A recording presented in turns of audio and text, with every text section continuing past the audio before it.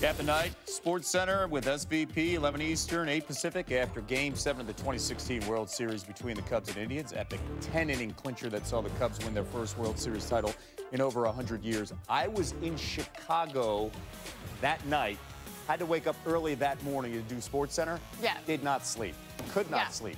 I was on the field, and I'm not going to tell you what happened on the field. Go Cubs. Yeah, hard to believe it's been 4 years. ESPN's coverage of MLB Encore Tuesdays is delivered by Taco Bell. Delivery and drive-through open. I will do something today that tomorrow and forever will remember.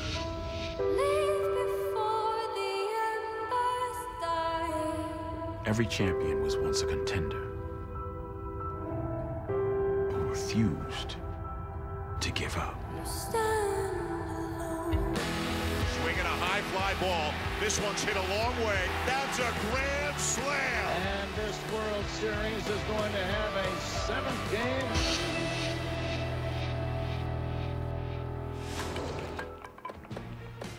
And welcome, everyone. What a unique and fabulous opportunity both Tim Kurkjian and me, Karl Ravech, have this evening. We get a chance to look back at Game 7 of the 2016 World Series. And over the course of the next 4 hours, we'll hear from the likes of Joe Maddon, David Ross, Anthony Rizzo, Kris Bryant, and Dexter Fowler will join us in just a couple of minutes because this game started with a bang. But before we get to that, Tim, as a guy who I know loves to chronicle history, rank things, I'm curious, the anticipation of a Game 7 between these two franchises and what this World Series all means, where would you put this sort of in the rankings of great World Series and Game 7s?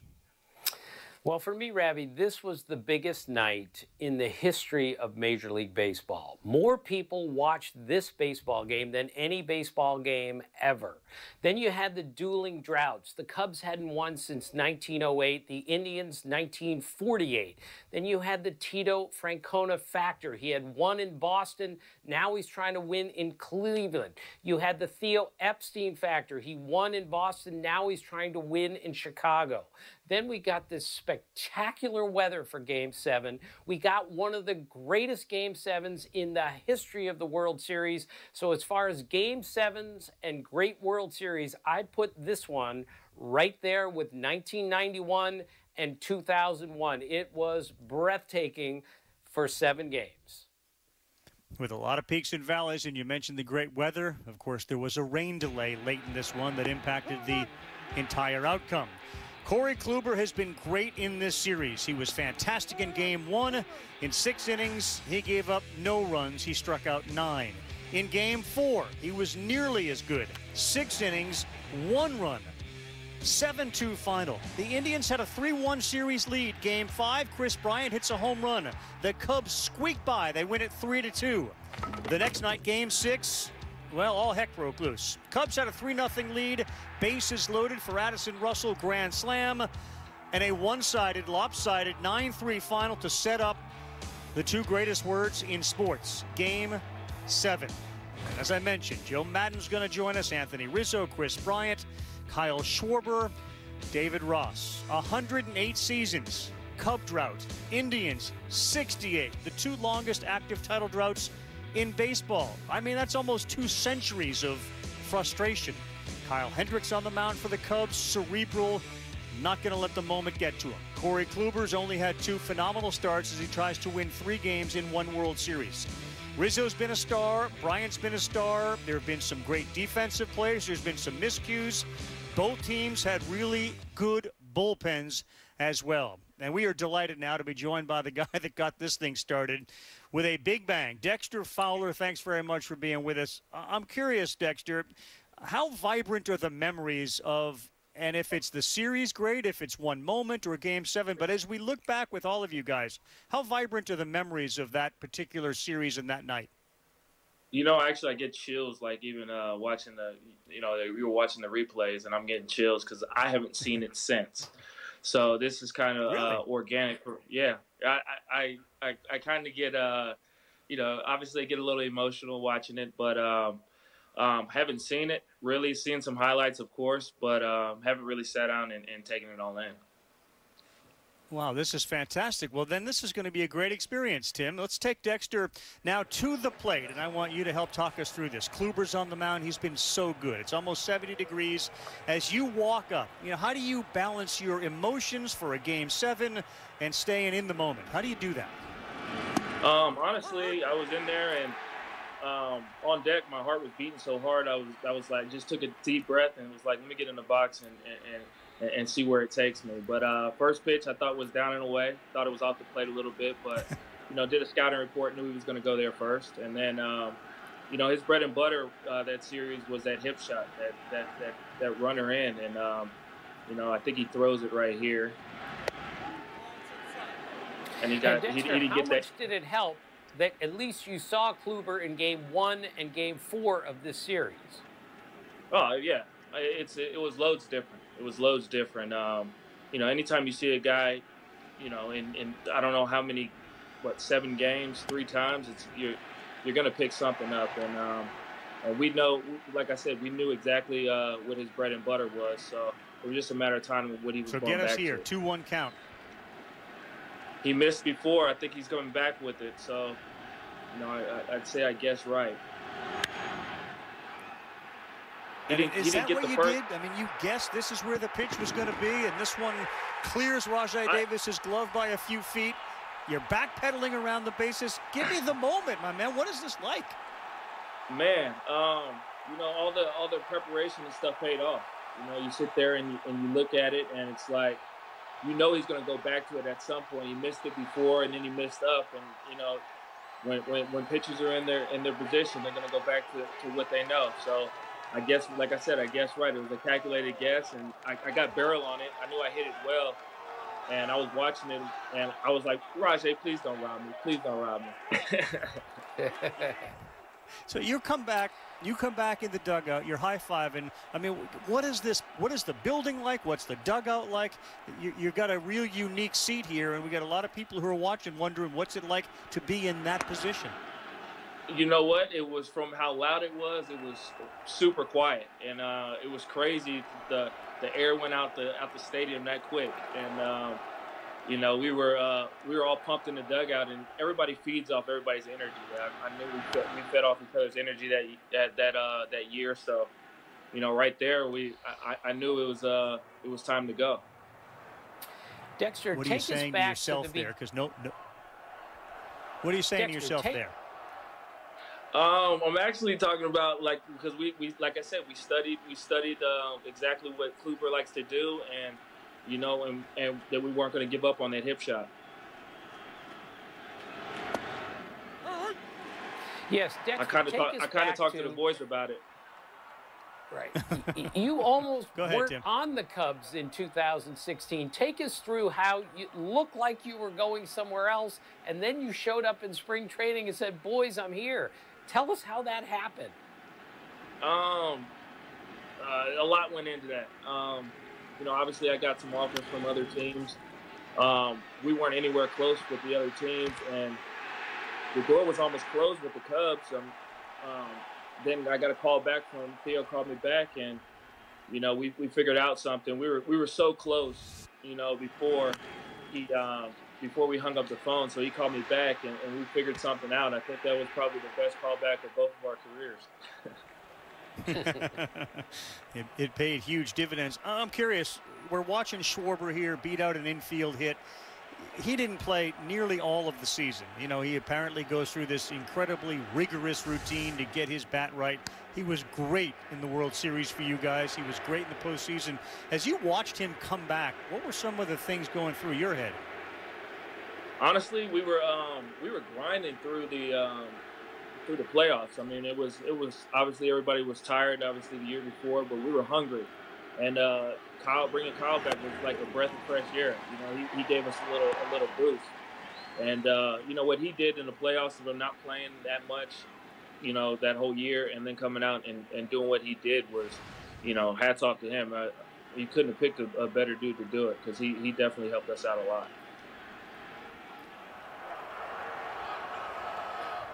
So thanks to a Fowler home run, the Indians have a 1-0 lead. Schwarber's on base. You don't allow yourself, because it's a 9-inning game, you play baseball your entire life. You don't allow yourself to think like, you know what, maybe tonight is the night. I homered, Schwarber beat out an infield hit. You know, at the end of the day, you got those guys on the other side, and they're hungry too. They've come back before, and they were a great team. And you got this guy on the mound. You never know when he's going to turn it on. And their bullpen was good. So we knew it was going to be a battle, and we knew we had to keep putting pressure on them and keep, you know, grinding it out the whole game. We're not going to keep you much longer. I'm curious, as you watch this, and this is the first time, as you said, you've watched it, what are some of the things that people at home should be looking for that you thought were big moments in this game, maybe beyond the obvious ones, beyond what you did, beyond the rain delay? What are some of the things that you can kind of share insight into as a baseball fan? You guys pay attention to this substitution, this play. What are some of those? Honestly, the energy in the dugout, it was surreal. Like they were helping everybody. You know, there was a lot of communication out there, and you know, each and every guy that came in, no matter it was good, bad, or ugly, they came in and they shared something with the group, which helped out.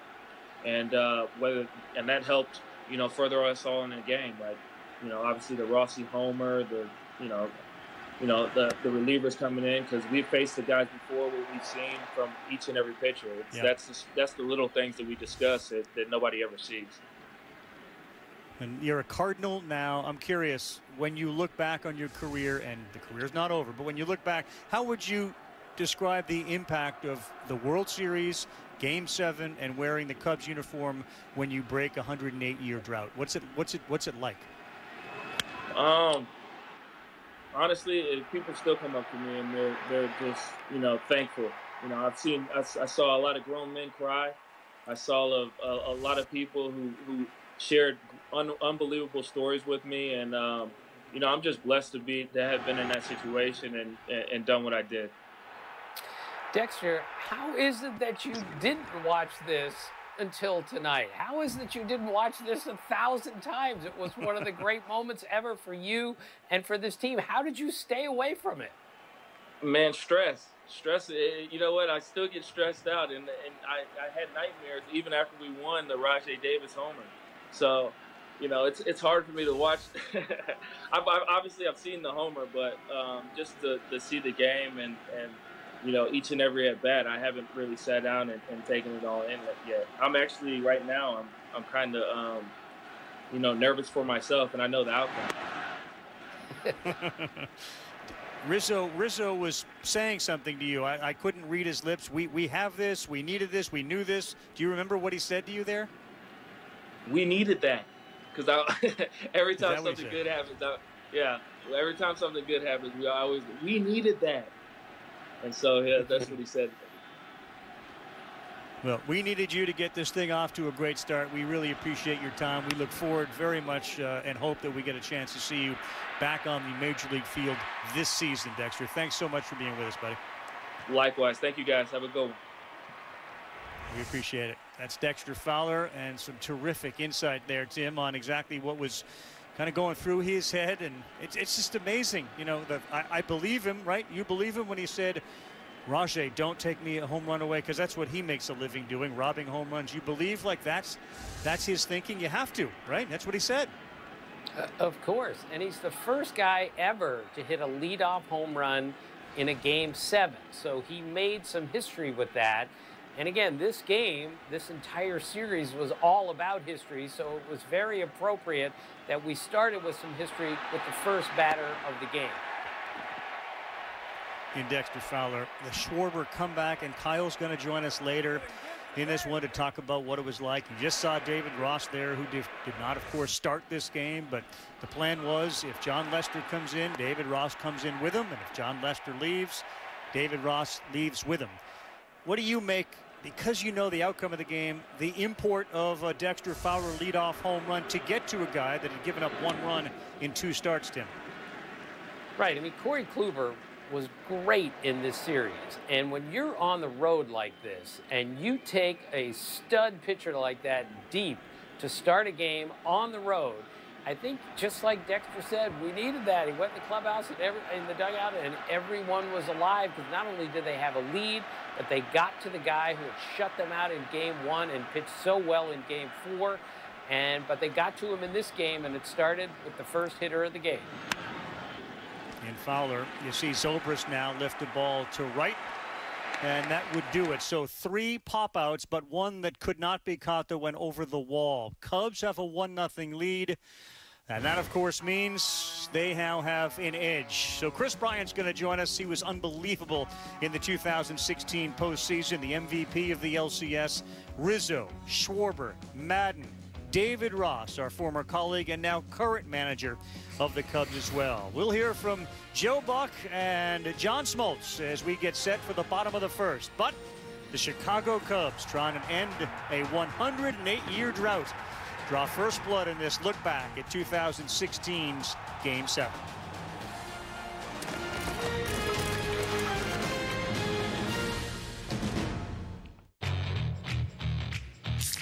Crack open summer with the taste of freedom. Budweiser's red, white, and blue camo cans. Available for a limited time only. In stores now. Right now, it feels like the world's standing still. But if you look to the land, it's a whole different story. From farms to backyards, wheels are turning. Seeds are being planted. Animals are getting fed. Grass is growing. And families are giving their all to the soil. Because no matter how uncertain things get, the land never stops. So to all those linked to the land, we say thank you. We're here for you because we all run together. Is that beautiful? And then you're going to save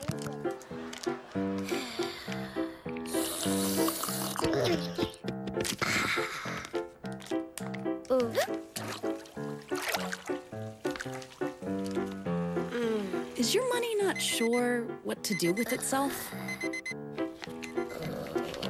At Ally, we'll help it save for the future with our smart savings tools. For all things money, you deserve an ally. Sir, you cannot park there. What? Why? It's reserved for Chris Paul. Barb, tell me what you not see. My name's not Barb. You're not Chris Paul. Stop it, Nancy. Woo! That's not my name. Can I see some ID? This is my ID. Need a tow truck on level 1. Oh, it's Jake from State Farm. Here's the deal.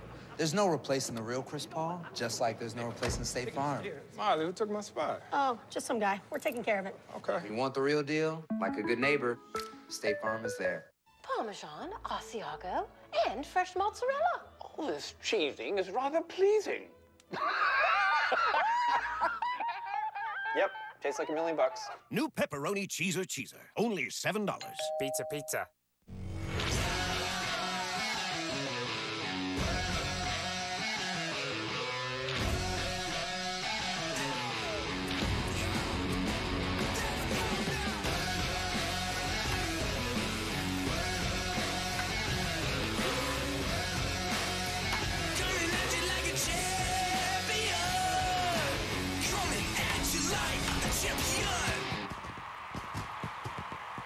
Rated E for everyone. I don't even know anymore where the line is between good people who do bad things and bad people who do good things. It's complicated. Mr. Under the Radar. Nobody talks about him. And yet, all he's done is put up those numbers and the regular season numbers. Now, the challenge for the Cleveland Indians is, I think they need to be aggressive. Throw pitch counts out the window. But you've got to get the ball up. He can throw that changeup, cutter, and curveball below the zone. That's in the air to right, but right at Hayward. And what a bad break for the Indians as Santana smoked it. But I think that's the approach. He throws more strikes than most pitchers in the game, so the best pitch to hit sometimes is the first one. I think the Indians have seen him now multiple times, and they're going to have to take away his changeup. First pitch, good swing, and a good feeling, even though it did not result in a hit. The batter will be Jason Kipnis. Kyle Hendricks has thrown 15 straight scoreless innings this postseason coming into this start. And the kid who grew up a Cub fan is trying to ruin the night for a lot of his boyhood friends. Talking about Kipnis as he takes on Hendricks. Took a strike. And now the next. Strike two. He just does a great job with an easy motion, not overpowering fastball, but two fastballs. A sinker moves away from the left-handers. A cutter, more straight, keeps the hitter from diving out over the plate. His changeups are virtually unhittable when thrown properly, both to a left-hander and a right-hander. Ball one. Hendricks started this season as the number 5 man in the rotation for Joe Maddon. He led the big leagues in ERA at 2.13.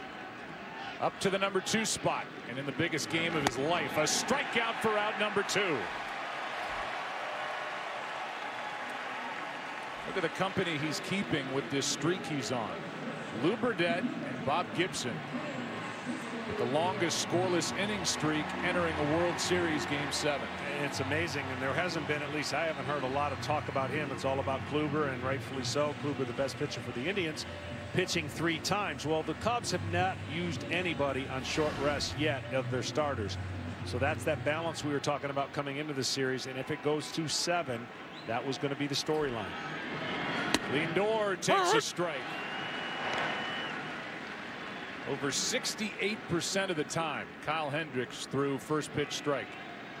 And he's done that to each of the first 3 hitters here in this intense Game 7. That's Baez. And from a knee, a bad throw and safe. And Baez rushed it a bit.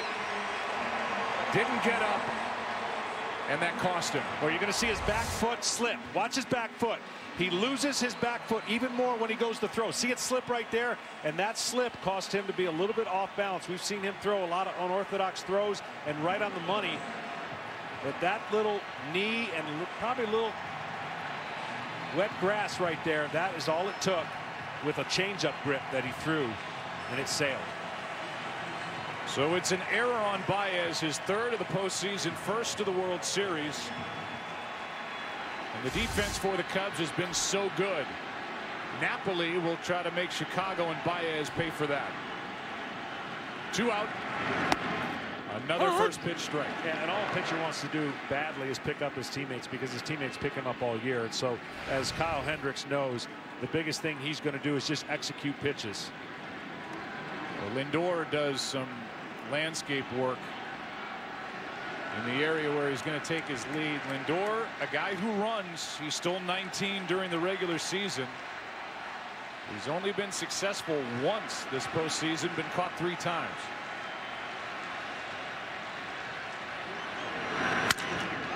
To the shortstop, broken bat, inning over. Inning over there. Tim, you rejoin me now. Baez throws from his knees. Probably didn't have to. You could see Rizzo's look, but Hendricks is like the right guy for this moment, isn't he? Right. He doesn't look it, but he is a wildly competitive guy and a great athlete. I met one of his buddies who said golf, ping pong, whatever the sport, he has to win, and he always wins. The Cubs had the perfect guy on the mound for Game 7.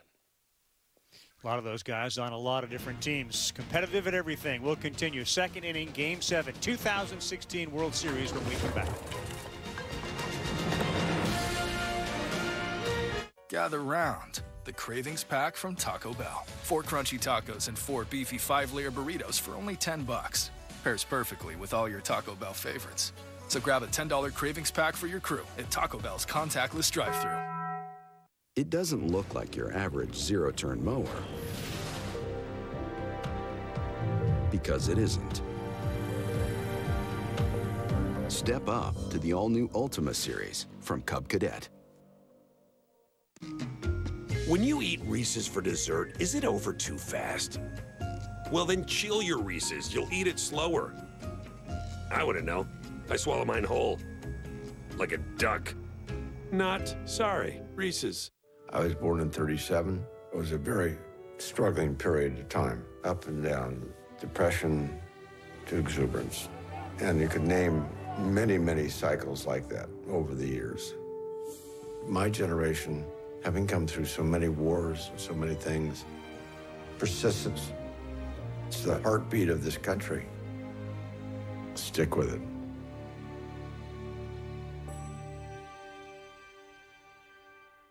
New One-A-Day Natural Fruit Bites multivitamins are made with farm-grown apples as the first ingredient and key nutrients you want. So you can have a daily multivitamin free of stuff you don't want. One-A-Day Natural Fruit Bites. A new way to multivitamin. Don't beat yourself up. From the twisted mind of Ryan Reynolds. Don't look back.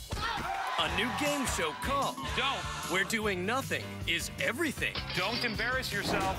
Don't blink. Don't. Fun fact, Adam's salary is tied to how many times he says the show's title. Don't miss a beat.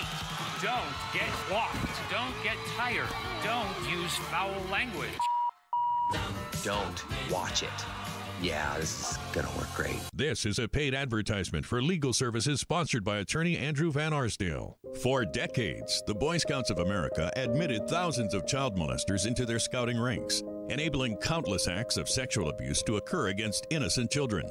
And now, instead of attempting to right the horrific wrongs of the past, the Boy Scouts of America recently filed bankruptcy as a last-ditch effort to avoid any accountability for the massive cover-up they perpetuated, and in doing so, deny justice for all those who were abused under their watch. If you were abused as a member of the Boy Scouts, your time to act is quickly running out. Bankruptcy filings allow for a limited window to take action. Act now before it's too late. Once the court's claim submission period ends, your opportunity to seek justice will be lost forever. Call Abused in Scouting for a free confidential consultation. The Boy Scouts of America may think they can get away with it. Don't let them. Hold them accountable for their failure to protect innocent children. Call 800-554-0653. Progressive Field in Cleveland, Ohio. Place is jam-packed. And here in the second inning, it's Addison Russell, Wilson Contreras, and Jason Hayward against Corey Kluber. Strike one. Well, Kluber's been so good. And look, he throws two breaking balls. They're actually the same pitch. One he calls, or some people call a cutter. The other one is more of a slider. They classify it as a curveball because it breaks so much. But he basically determines the break and the reaction of the hitter. So he'll throw a tight one at 90 and another one about 84, 85 to 86 miles an hour. 0-1 pitch. Russell last night hit a ball into right center in the first inning that fell between Naquin and Chisenhall that went for a two-run double. But then he pounded a grand slam through an exit out in left center field to make it 7-0. His next at bat. He takes up and in 2 balls and a strike, and this 22-year-old is getting hot over his last 9 games hitting .324. Joe Madden has shown him more and more confidence by bumping him higher in the lineup. Gets under it, and on the infield, it's Lindor to his right. I'm going to bring Ken Rosenthal in here as we tell you the home plate umpire is Sam Holbrook. First base umpire is Chris Guccione. John Hirschbeck is the crew chief. This is his final game. Marvin Hudson at third. Tony Randazzo is in left, and Joe West is in right. And Ken Rosenthal, it's been a long career filled with a lot of ups and downs for John Hirschbeck. 34 years, Joe, and he lives in Poland, Ohio, about 80 miles southeast of here. He's endured tragedy, physical hardship throughout his career. Lost 2 sons to a deadly genetic disease. Missed 1 season due to back surgery, twice returned to umpiring from cancer. His older son, Michael, frequently served as a bat boy for the Indians and also was one for the Red Sox when Terry Francona was their manager. Michael died at age 27 in April 2014, but John came back to the job he loved. Will be missed as Contreras flies one into right. Chisenhall over near the line. Foul ball, 2 out.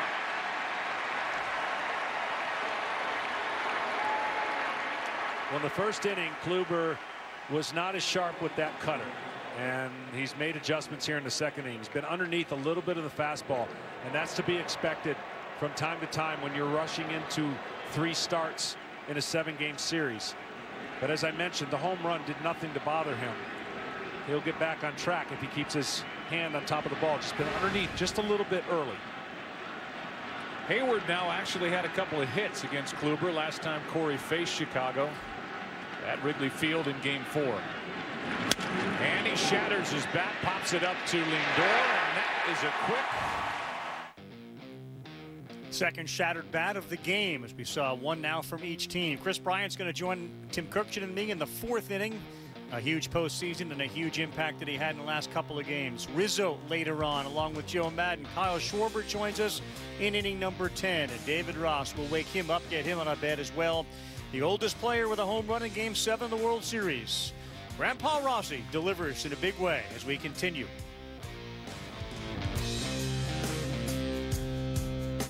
USAA was made for right now. Right now is a time for action. So for a second time, we're giving members a credit on their auto insurance because it's the right thing to do. We're also giving payment relief options to eligible members so they can take care of things like groceries before they worry about their insurance or credit card bills. Right now is a time to take care of what matters most, like we've done together so many times before. Discover all the ways we're helping members at usaa.com/coronavirus.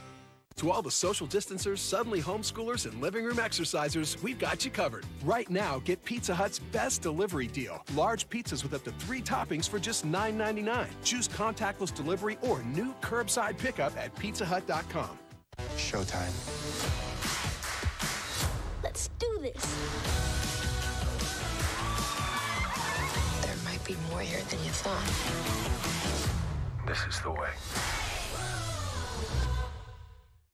Eat, drink, and be merry. Want to feel good about your meat and dairy? Well, we're your feel-good sanctuary. We say no to yucky sweeteners. That stuff makes us wary. That's what makes us eco-revolutionary, animal emissary, agricultural visionary, green missionary, never scary or unnecessary. So you can be gastronomically expressionary, making sustainable attainable. That's what makes us whole. You ready for this? Boost Mobile has a new upgraded network. Get ready for a stronger signal, faster speeds, and more coverage. So you can do more of this, a little bit of that, and a lot of whatever this is. Boost Mobile has changed the game. Get a new upgraded network and get ready to change your life. Step up with Boost Mobile's new upgraded network. Stronger signal, faster speeds, more coverage. Switch and get 4 free LG K51 phones. As an essential service, we're committed to keeping you connected by remaining open.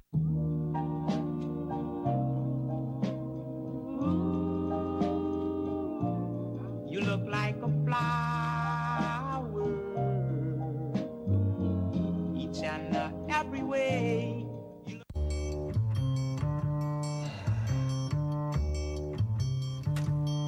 Here's a razor that works differently. The Gillette Skin Guard. It has a guard between the blades that helps protect skin. The Gillette Skin Guard.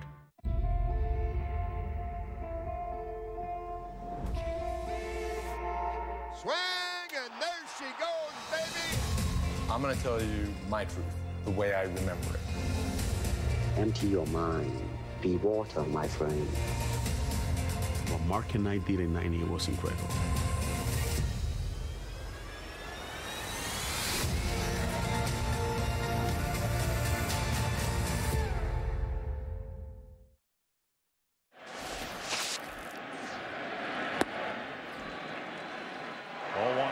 Jose Ramirez. And this guy would be tough for me to figure out. He hasn't looked off balance all series. He has been one of the better hitters all year for the Cleveland Indians out of nowhere. There's a strike from Hendricks. We talked about how he hit .219 a year ago and just has made himself a tough out. Hit .312 during the regular season. And up on the count here, 2-1. Yeah, I mean, certainly each hitter will show you some weakness, right? You got to expose it. It's up to the pitcher to get there, but he has done a nice job eliminating some of those boxes that a pitcher can go to. That misses for ball 3.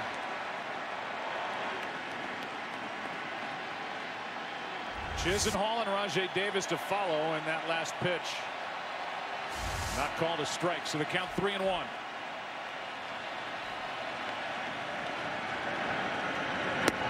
Full count. It's just hard to shake. It's hard to shake Hendricks. Even his facial features, everything he does, he's very disciplined and confident in his routine.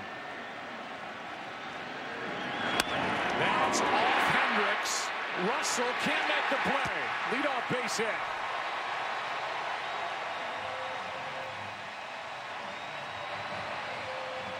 Speaking of confidence, this kid is confident, and he's a tough out. He just stays in there. He doesn't overswing. And on a 3-2 count, some hitters try to get a little too anxious and try to make something happen. He goes right back up the middle and deflects it off of Hendricks. Too much spin for Russell to try and barehand. You see that ball spinning, do or die play.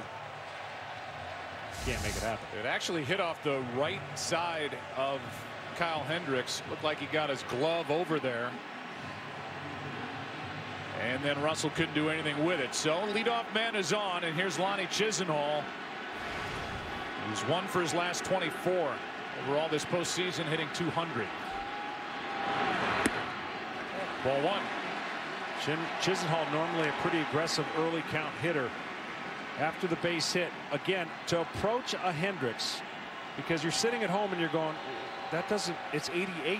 If you try to pull him, you're in trouble. You've got to have the approach up the middle the other way to have success if he does make a mistake in. And then 89 looks a lot faster than your typical 89, and you see Chisenhall can't get around on it. 1 ball, 1 strike. Well, the perception he gives the hitter is when it comes out of his hand, it's a ball. And then the late movement makes it a strike. Nobody greater in the world than Greg Maddux at doing that. And then he can throw a complement of the curveball, change your eyes, change up, change the speed, and then the cutter off of the sinker. We've already seen Kyle Hendricks has a great pickoff move. He's a good athlete. He's a terrific golfer. Doesn't really love to play that much. Doesn't like to practice, but one of those naturals. He's got great feet. And he showed that with a pickoff of Lindor. Here's one there, and he got him. Hendricks gets his second of the World Series, and he erases Jose Ramirez as he caught him. He changed up the timing. Each hitter has a rhythm. They get a little hop step, and as he starts to move, watch him pick. And it's too late right there. Quick feet, gets a great throw, and of course Rizzo does the rest.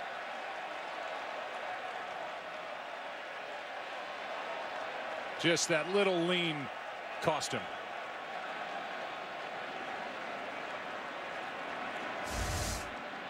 With 1 out now, a 1-1, base hit to left off the bat of Chisenhall. You know what you're thinking at home. Now it's first and second, nobody out. Not necessarily. It changes the pitch selection too. Nobody feels worse right there than that young man trying to get an aggressive lead, possibly go. So Chisenhall is on, and with 1 out, the batter will be Rajai Davis, who has saved all of his hits for this World Series this postseason. 3 out of 29 overall, 3 for 17 in this World Series. He had a big game 5. Couple of hits, 3 stolen bases. He can fly. Gonna be tough. Brian Baez. He got them both. And a 5-4-3. You know, you look at these two teams, Tim, and you do see a difference, don't you? I mean, you see the names on the Cubs, and then you see Rajai Davis come up here, and you see some of the mistakes that the Indians are making on the base pass. You want to win a World Series Game 7, you have to be really precise, don't you? And the talent level on both these teams, at least knowing what we know now, is not exactly comparable. I get the bullpen and the pitching of the Indians. Cubs are a better team, aren't they? I think they are. However, it just proves again how great Tito Francona is as a manager. He was mixing and matching in the outfield for most of the season. Jose Ramirez kind of came on late, so they weren't even sure what they had offensively. He found the right pieces. That's how good Tito is. And then, of course, there's the Miller and the Allen and the Shaw back into this Indians bullpen. We'll get into the bullpens. We continue. You're watching Game 7 2016. And don't forget, Chris Bryant joins us shortly. Rizzo and Madden and Ross and Schwarber to come.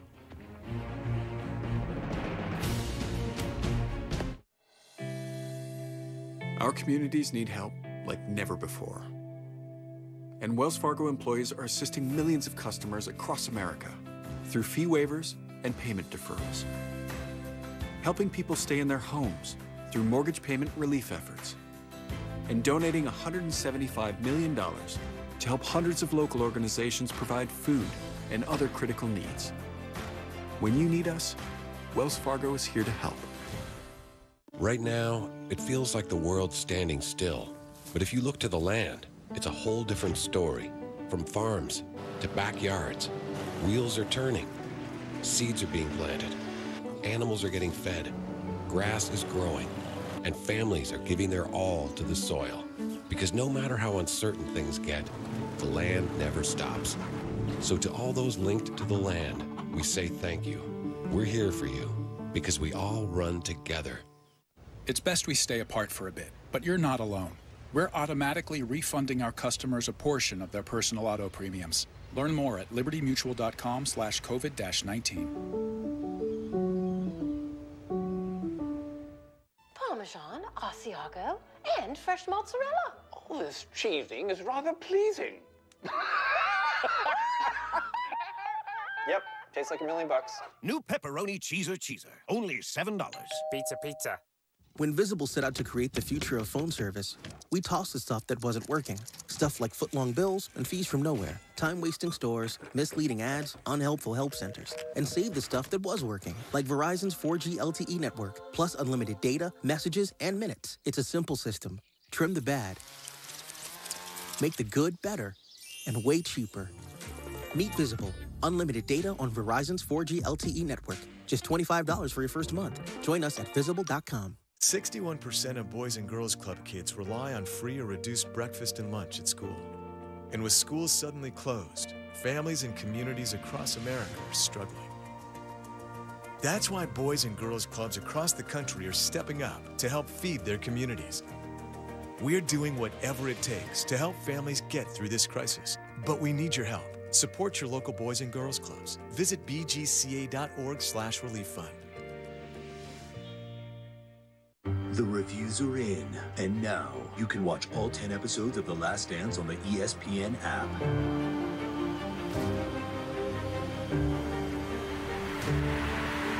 The Last Dance. Binge all 10 episodes now. Along with Tim Kurkjian, Karl Ravech looking back at one of the great World Series. Forget about just Game 7, but World Series in Major League Baseball history. You go from 100 losses to a World Series. These are the teams that have done it. And, of course, the Chicago Cubs did it in 2016. The Astros, 100 losses in 2013, and then they won it in 2017. Theo Epstein comes aboard in 2011. Rizzo shows up in 2012. They draft Bryant in 13. They sign John Lester in 14. And, Tim, that was before the game. And then you see Lester walking out to the bullpen once this game gets underway. This was one of the things that Joe Madden, who you see there, decided was going to be the game plan. I have Hendricks, I have Lester, I have Chapman. If all goes according to even baseball plans, which are never perfect, that's going to be the formula to win Game 7. Let me know what your feelings are on just the approach going into the game.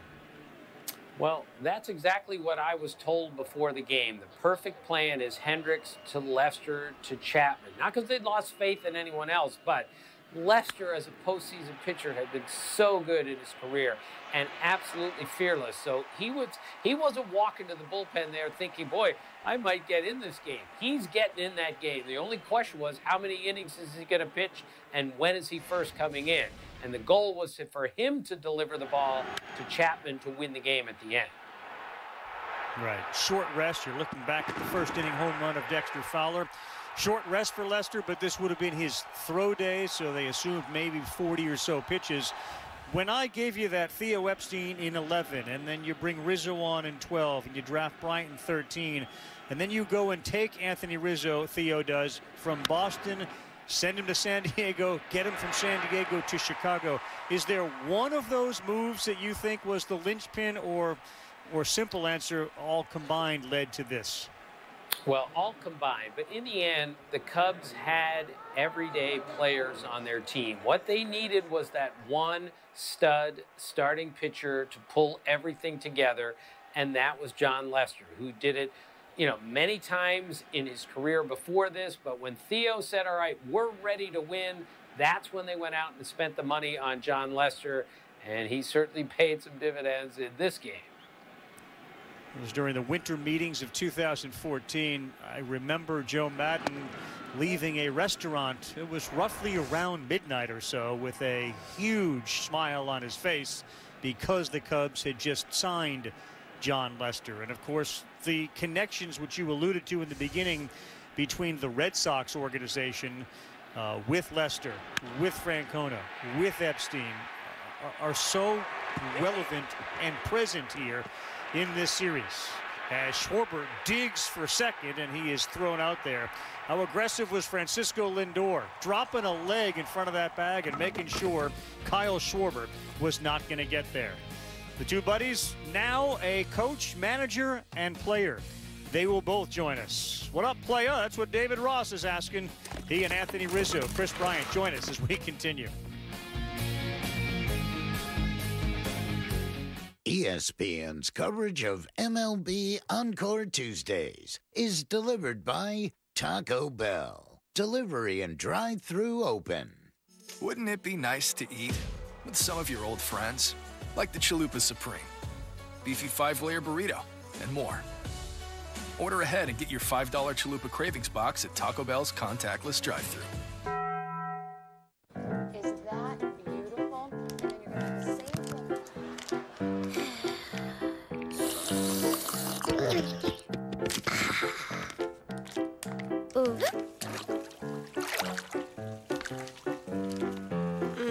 Is your money not sure what to do with itself? At Ally, we'll help it save for the future with our smart savings tools. For all things money, you deserve an ally. New One-A-Day Natural Fruit Bites multivitamins are made with farm-grown apples as the first ingredient and key nutrients you want. So you can have a daily multivitamin free of stuff you don't want. One-A-Day Natural Fruit Bites, a new way to multivitamin. Crack open summer with the taste of freedom. Budweiser's red, white, and blue camo cans. Available for a limited time only. In stores now. This is not a time for business as usual. Or is it? What if business as usual means putting people first and understanding their needs? If that's your business 365 days of every year, then business as usual is precisely what these times require.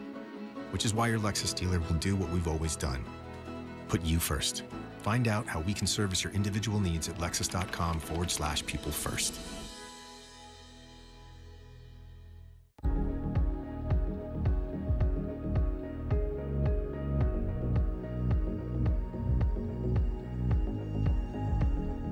This is the biggest talent show in the world. And in 2 minutes, you could change your life forever. You're a star, and the world now knows you. I loved it. Yeah! You just blew my mind. This is an audition I will never forget for the whole of my life. Incredible. America's Got Talent premieres tonight on NBC. This is to all who are putting their energy into helping others. To everyone on the front lines, the first responders, healthcare workers, essential employees, mothers, fathers, teachers, and caregivers. To anyone helping and caring in their own way, thank you. Like you, we're always on. We're proud to put our energy behind you. Southern Company.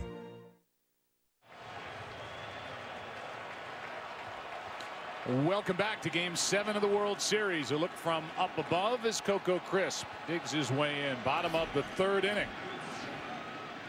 Number 8 hitter for Terry Francona. Strike one from Hendricks. The Cubs are only the 9th team to crawl back from a 3-1 deficit and force a Game 7. It includes a Game 8 in the 1912 World Series in which there was a tie in Game 2. That misses. The 5 teams that have come all the way back to win, 3 of them did so by winning Game 6 and 7 on the road. Yankees in 58 over the Braves, 68 Tigers over St. Louis, and the 79 We Are Family Pirates over the Orioles. That's down the line. Crisp will dig for 2. Zobrist gets it back in. Double.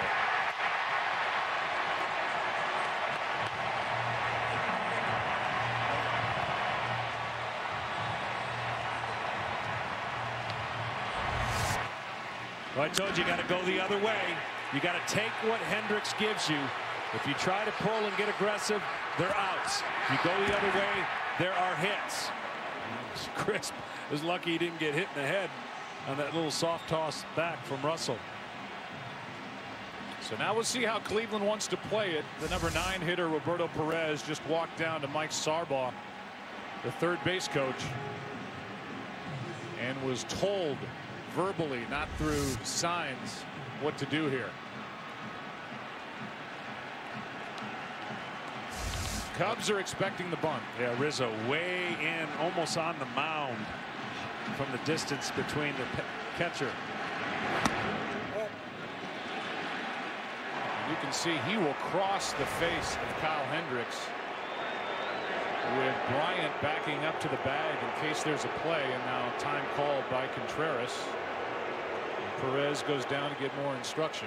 Yeah, good pitch there. He laid off of it. Thought maybe that could have been a strike, but ball 1 count. See if that changes. There'll be a bevy of instructions here, maybe if it gets to 2-0 or if it's 1-1. But so important. This will be the toughest game period that each manager manages, and especially for Terry Francona with the weapons that he has, the opportunity to use them are so enticing, that being the bullpen. The bunt. Rizzo will go to first. 1 out, tying run at third, and a good sacrifice by Roberto Perez. And I think Rizzo made the right choice.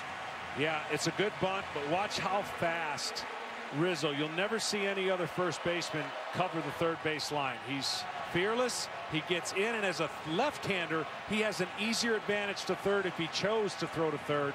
But he thought wisely and got the sure out. Keith Hernandez was pretty good at that play.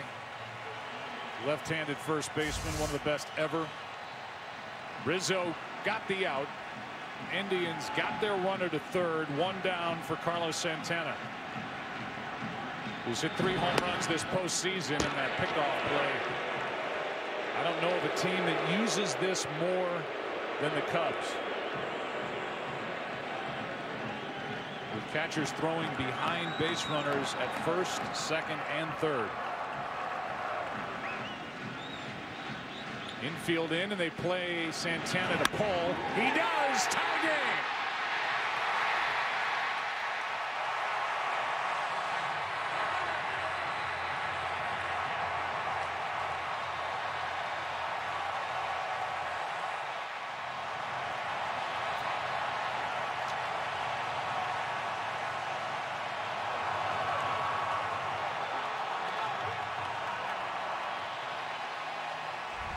Game of execution and adjustments. Santana off of Hendricks. Hendricks, a lot of curveballs against Santana. This one got up. He didn't miss it. Got it over Rizzo. Outstretched glove. And what a better feeling for the Indians early on here, tying it up.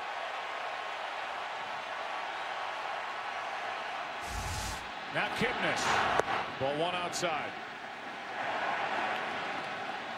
Jason struck out his first time. Is coming off a 3-hit night with a homer and a double last night.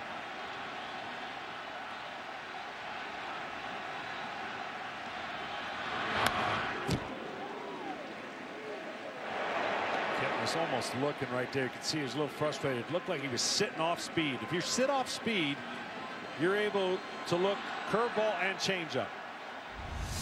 This a changeup and a hanger. But it moves so much, you can see the facial reaction. Santana with a small lead. The go-ahead run at first with 1 out. But that list: Snyder, Campanella, Stargell, 4th player with multiple games with a double and a home run.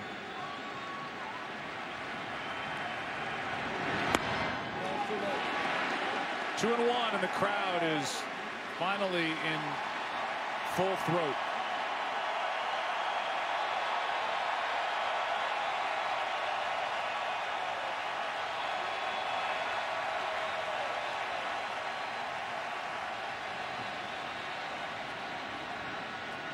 Two one. 2-2.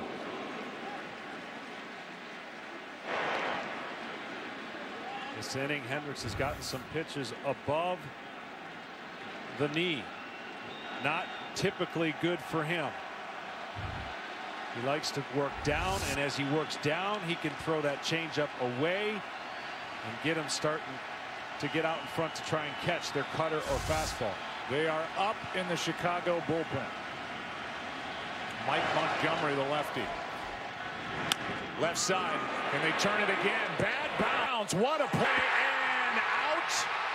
That's going to be reviewed. That hit the lip, and instead of an inning-ending double play, Baez tried to barehand it.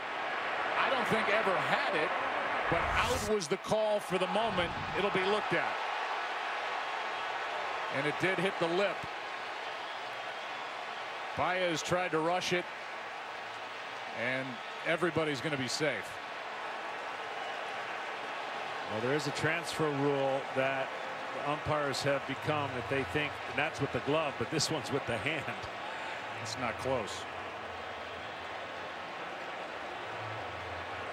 So Baez has made one error tonight.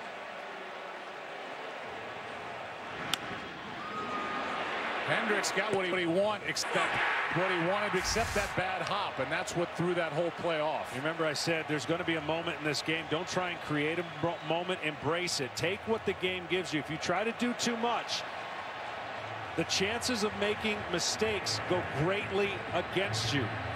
Now, he may have tried this play a bunch of times in the regular season, but he's trying to turn two. Get the out. Get the out. Know what the speed of the runner is and the circumstances, because I guarantee it's sped up for Baez right there. They're still looking at it. Takes his eye off it as well, looking toward first base. Here comes the call. And Hendricks, not much of a reaction, but disappointed. Everybody's safe. 2 on, 1 out.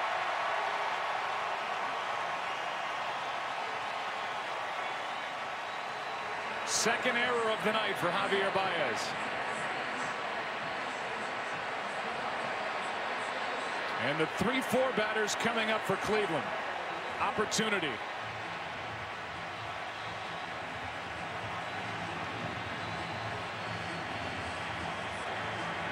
Lindor in the earlier matchups got pitches over the plate that he was able to handle. Let's see if Hendricks tries to tie him up with the cutter and get him with changeups. 2 base hits last time he faced him.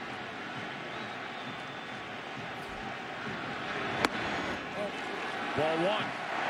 There he tried to go in exactly with the cutter. If he can establish the cutter in, then he can front door that 2-seam sinker and get him looking once he's established it. He was hoping to do that right there.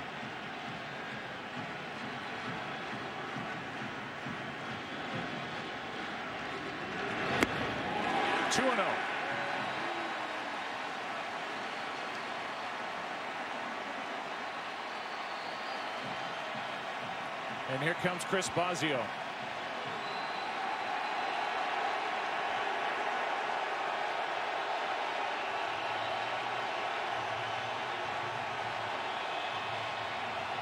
This game 7 may be hanging in the balance right here with the state of the Indians bullpen.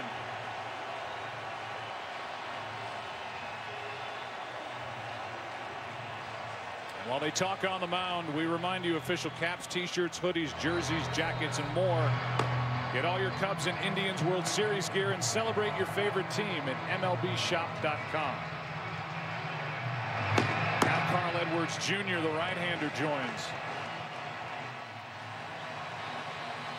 Well, we've already seen some outs on the bases. A pickoff. I don't mind Schwarber going for second with 2 outs. That's okay. And we've seen some misplays.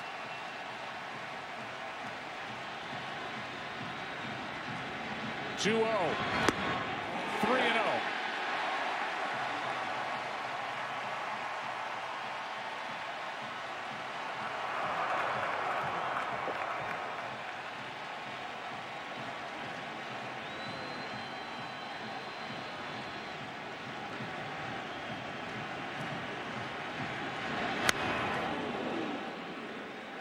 Let him swing on 3-0.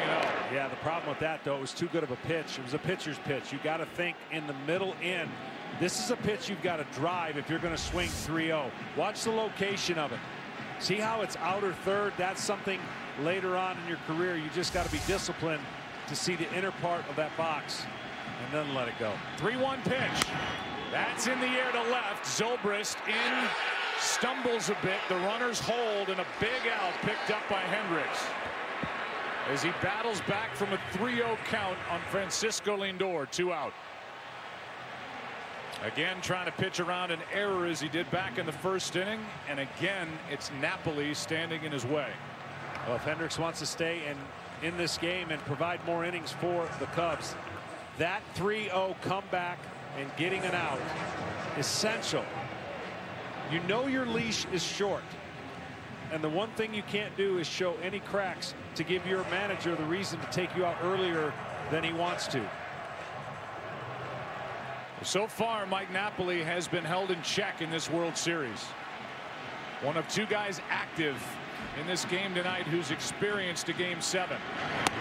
Takes a strike. He did so on the losing end in 2011 with Texas in the Game 7 loss in St. Louis. Well, Hendricks has picked his spots, only thrown him a couple fastballs, and then goes to off speed. I don't know if Napoli will be able to sit on a changeup. Strike 2. And a bruise.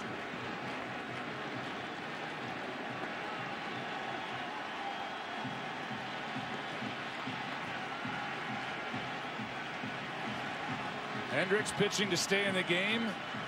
More importantly for Chicago, pitching to keep it tied.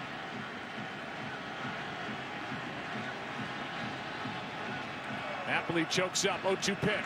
Ball 1. There's the changeup. He threw him 6 in a row between 2 at-bats the first time they hooked up. He's got a changeup to righties that goes away, almost cuts. He's got a changeup that fades away from left-handers, so this fades into right-handed batters. Hard hit right at Bryant, and allowed 3rd out, and a bad break for Napoli in the Indians. And a huge play by the 3rd baseman, Chris Bryant. And speaking of that guy, he's had a huge World Series, and he just made a big defensive play. He was a great player in that LCS, and there he is. KB will join Tim Kurkjian and me as we continue looking back on one of the great Game 7s in Major League history. Only Wendy's 2 for $5 has all the chicken you crave. You can choose from the spicy or homestyle chicken sandwich, crispy or spicy 10-piece nuggets. But let's be real, you're gonna get those 20 spicy nugs for $5. Only at Wendy's. I was born in '37. It was a very struggling period of time, up and down, depression to exuberance. And you could name many, many cycles like that over the years. My generation, having come through so many wars and so many things, persistence. It's the heartbeat of this country. Stick with it.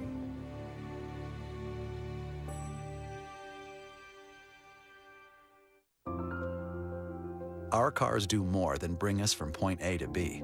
They take us to unforgettable moments and new beginnings. At Amica, we believe in life's extraordinary experiences. So much so that we built a company around it. With every phone call, every quote, every claim, we're an insurance company that delivers an experience that meets the only standards higher than ours. Yours. Experience Amica. Auto, home, and life insurance.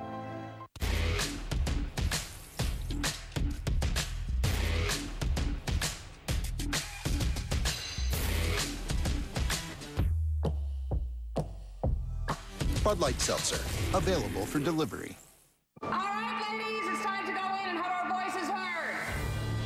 I did not get into this fight to lose. We're not each other's enemies. Revolutions are messy. We are here to move history forward. There is so much still to do. We've been winning this fight fair and square. Power concedes nothing. We will lead America and take our country back. non-attorney spokesperson. This is a paid advertisement for legal services sponsored by attorney Mark Shapiro. If you or a loved one regularly took Zantac or any form of ranitidine and were later diagnosed with cancer, call right now. You may be entitled to financial compensation. The FDA is now requesting that all Zantac drugs be removed from the market after recent studies confirm they may be contaminated with unacceptable levels of NDMA, a known cancer-causing impurity. Potential cancers associated with exposure to NDMA include bladder cancer, colon cancer, kidney cancer, stomach cancer, liver cancer, pancreatic cancer, along with many more. If you or a loved one regularly took Zantac or any form of ranitidine and were later diagnosed with cancer, call right now. You may be owed significant compensation from the manufacturer. There are time deadlines to file a claim, so don't wait. Call now. Do not stop taking a prescribed medication without first consulting with your doctor. Discontinuing a prescribed medication without your doctor's advice can result in injury or death. Call 1-800-684-3587.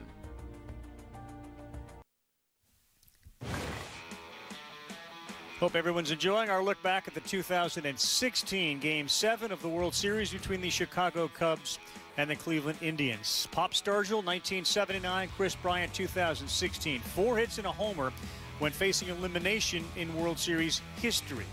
You see, obviously, the result in 79. You see the result for Kris Bryant when that happened. And we're delighted now to be joined by Kris Bryant, who's joining us, I believe, from Las Vegas. Tim Kurkjian, Karl Ravech here. New dad as well, just had a baby, Jessica, in April. What's this been like? You're a new dad, you're at home, Memorial Day, there's no baseball. How are you doing? Yeah, I mean, I'm going a little crazy, but honestly, that's like I said, it's been the silver lining in all this, is I get to be home with my family for an extended period of time when I probably wasn't supposed to be. So I like to look at all the positives, and that's definitely been one of those.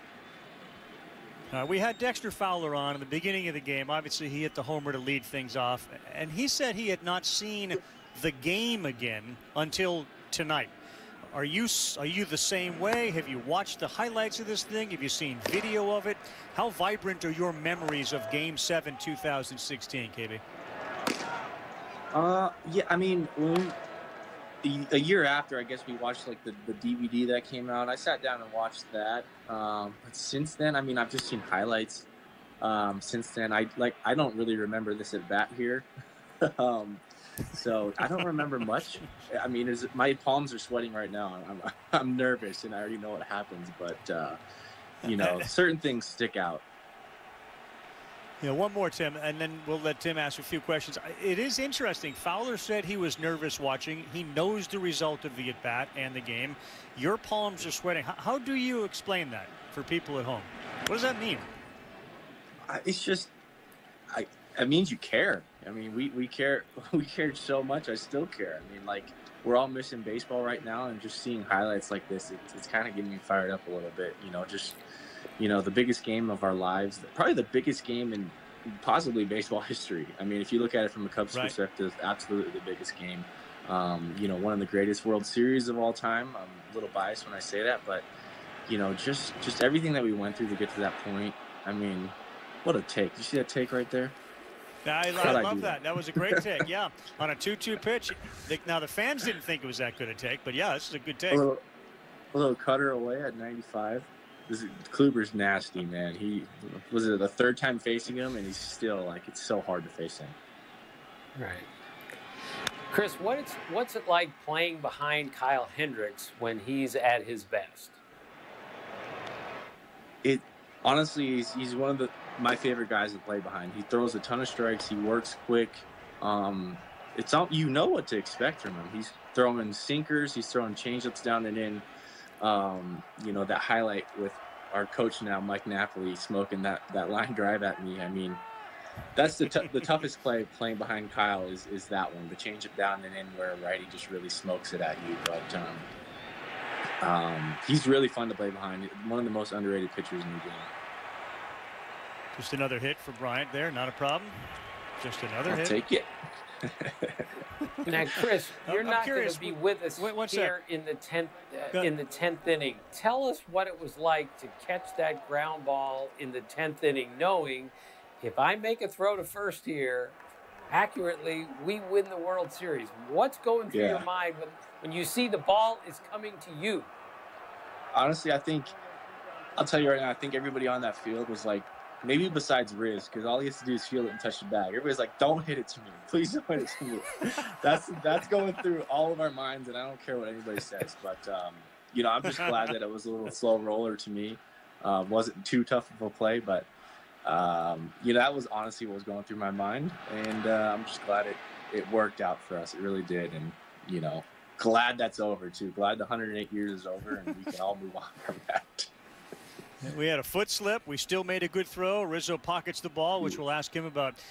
Right in this moment here, fourth inning, I know you don't remember like the exact moment and what's going on, but I'm thinking if I'm a Cub, we got John Lester warming up. Like, here we go. Like, this is different because it's Game 7. Are you sensing a little obvious urgency here, the way Joe's managing this? We got Lester up here. Like, what were you clued into what the game plan was going to be? And are you surprised in a 1-1 game where Hendricks is pitching well, the big horse is out there warming up? I mean, honestly, I don't think I was surprised. I mean, I think you're in a situation like this, it's like, you know, all hands on deck. You know, but I think going into this game, we weren't even supposed to be in this situation, you know, so we kind of, I think we had the advantage there because, you know, we were just playing with nothing to lose. We were down 3-1, you know, it was all but over, you know, going to game 5, game 6. And, you know, I just think we kind of switched our approach in terms of what we were thinking and, you know, just went out there with nothing to lose. And as you see, I mean, everybody's warming up. I mean, Lester comes in, Chapman's pitching on, you know, short rest. Everybody was just giving it everything they got. You get drafted in 16, Chris. You're in the World Series in 19. You mentioned this may be the biggest, most important game in baseball history, certainly in Cub history. The journey from 16, as Rizzo gets plunked by a pitch, and now we've got 2 men on. The journey from 16 to 19, like the expectations, are they realistic to think 3 years from I'm going to be in a World Series? Could you feel this coming? No, not at all. I mean, you know, how old was I then? I was 24. You know, a couple years before that, I was in college playing in front of, you know, 1,000 people. And here's the biggest game of my life. You know, you kind of sense that that's the direction that the organization was going in terms of gathering talent and really good guys through the draft and signing guys like Ben Zobrist right here, John Lackey. I mean, all these people. I mean, it just, you kind of sense that it was our time. It was the Cubs' time to win a World Series, and, you know, all those years of heartbreak honestly made the story that much better. And just to hear the stories of Cubs fans all around the world and, you know, just what they've waited for and, you know, their emotions when we finally did it. I mean, that, you know, that's what it's all about, and something that, you know, I'll remember for the rest of my life. Hey, Chris, your boy Rizzo just got hit by a pitch in this game. He's been hit more times than Willie Mays, Hank Aaron, and Tony Gwynn combined, and it's not even close. Do you marvel at how many times he gets hit by a pitch? I don't anymore, just because he really stands so close to the plate. He makes it uncomfortable for the pitchers to pitch him inside. You know, so, and he's a big dude. Look, I mean, anything that hits him, you know, he wears it well. I mean, I thought I get hit a lot, but this guy, he's wearing a pitch all the time. You know, he's probably the toughest guy on the team, and if there's anybody that can deal with it, it's definitely him. We got to work on his running. What's form, Anthony though. Rizzo? Little high step. What is he like as a teammate? Because we went over, you know, when Epstein shows up and then they trade for him and they draft you and sign Lester, and, you know, you mentioned Lackey. What's because you guys have a great relationship, the whole Brizzo deal, but as a teammate inside that clubhouse, there are reports that even during this game, prior to it, he's running around half-dressed, maybe even not half-dressed, leading cheers from Rocky about getting up off the mat. What's he like? He's a character. He's just a big, you know, teddy bear. He's so fun to be around. He can go out there and have the worst game of his life, but if we win the game, you know, he's there cheering you on. You know, he's kind of, you know, he's the comic relief in the clubhouse, and you always need a teammate like that. And for one of the best players on the team to be that, you know, it says a lot about him and just who he is and his character. I mean, I can't say enough about the guy. You know, one of my best friends, and just really enjoy being around him.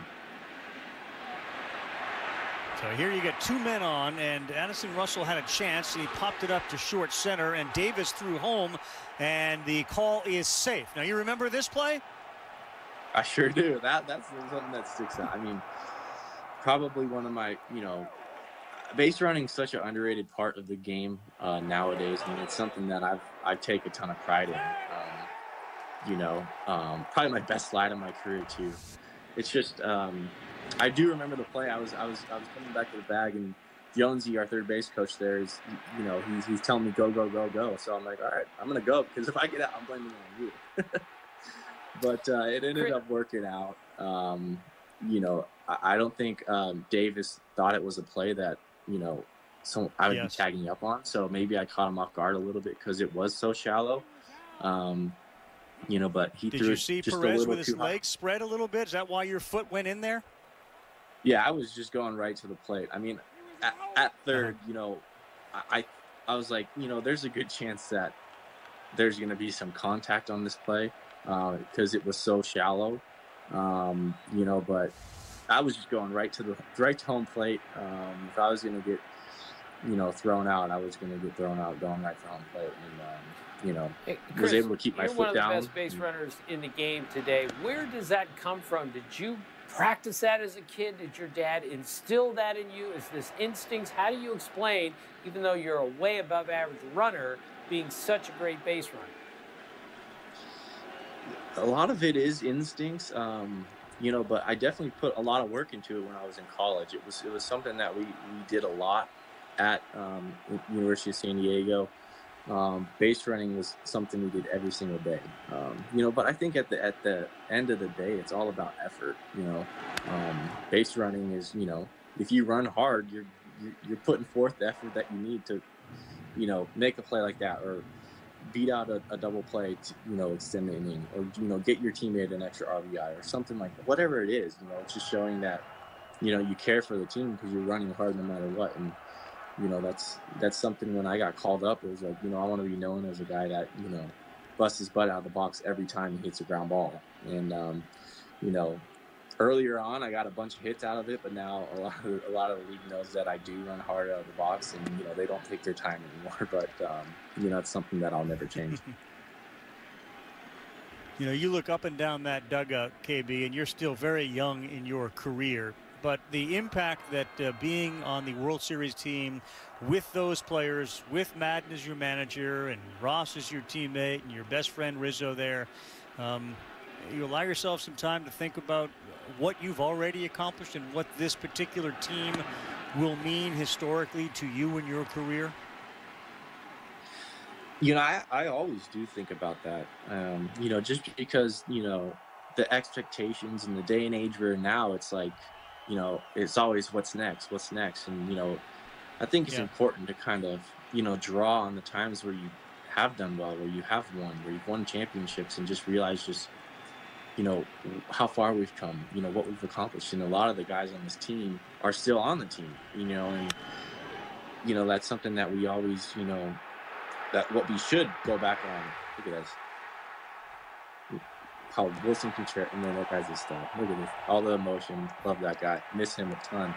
But it's just like I said, you really go back on the good times and you draw on it, and you're better off for it.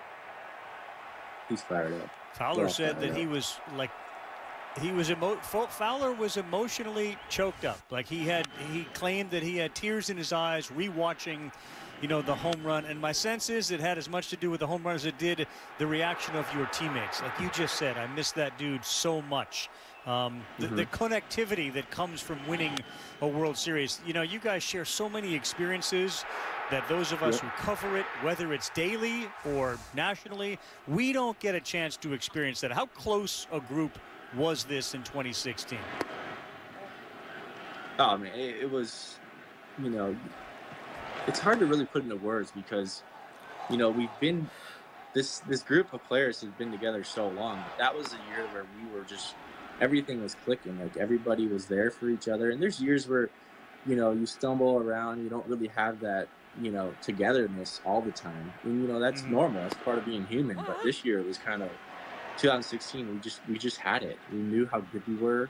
We showed that during the regular season. We showed that all through the playoffs, coming from behind, coming from 3-1, but down 3-1. That, I mean, this is just the perfect story for, you know, all of us as players and any Cub fan out there, any Cub employee in the organization. It was just a year that, you know, we just can't take this for granted, because it was just a special time for everybody.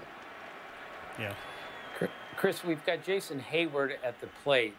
You're not going to be around for the 10th inning. What was that impassioned speech that he made like in the 10th inning, and how much did it mean? Yeah, I mean, Jay has always been, you know, the guy to speak up and, you know, say what's on his mind. And, you know, he spoke up. There was a ton of people. I mean, that's one of the things where it's kind of, it's foggy to me. You know, it was just kind of like a blur. I can't remember much of the time. I just remember, like, a rain delay in the World Series. Like, come on, like, why does this have to happen now? You know, during the regular season is fine, but I'm kind of glad it did, you know, obviously, because we kind of got to hit that reset button. We got to come together as a team. Like I said earlier, we were so together that year. And, you know, Chappie's over there, you know, tears in his eyes because, you know, he just gave up a home run. But the guy was there for us the whole postseason and, you know, really dominated for us. And, you know, Schwarber coming off a knee injury, like everybody there, you know, said some words. And, you know, it was just nice for all of us to come together and hit that reset button and come out there in the 10th inning and really take care of business. With only the strength coach there were no other coaches, no other managers, just players only. And this team was led by the players, including you. Hey, KB, enjoy whatever time you have left there as far as not playing baseball. We're rooting hard to see you back on a baseball field. I know you are as well, real soon. Yeah, thank you, guys. Good talking to you. Thank you so much. Kris Bryant, tremendous insight into what went on during this game, and really more, Tim, about the team that he was on and the chemistry they had. Right. The team chemistry with the Cubs was tremendous, and I always thought it was very fitting that final out of the game went Bryant to Rizzo, two best friends on the team. That was quite appropriate. All right, and the baseball goes into the back pocket. Great stuff from Kris Bryant. We've heard from Dexter Fowler. This is Bryant calling it maybe the best slide of his career. Joe Madden, David Ross, Anthony Rizzo, Kyle Schwarber, so many more to come. Looking back on Game 7 of the 2016 World Series. What does it mean to be a good neighbor? It means being there for each other. And that's why State Farm is announcing the Good Neighbor Relief Program. We know that our customers are driving less, which means fewer accidents. So State Farm is returning $2 billion to auto policyholders for the period ending May 31st. And we'll continue making real-time decisions to best serve you, our customers. Because now, more than ever, being a good neighbor means everything. Like a good neighbor, State Farm is there. Crack open summer with the taste of freedom. Budweiser's red, white, and blue camo cans. Available for a limited time only. In stores now. If you have a garden, you know. Weeds are low-down little scoundrels. With Roundup Sure Shot Wand, you don't need to stoop to their level. Draw the line.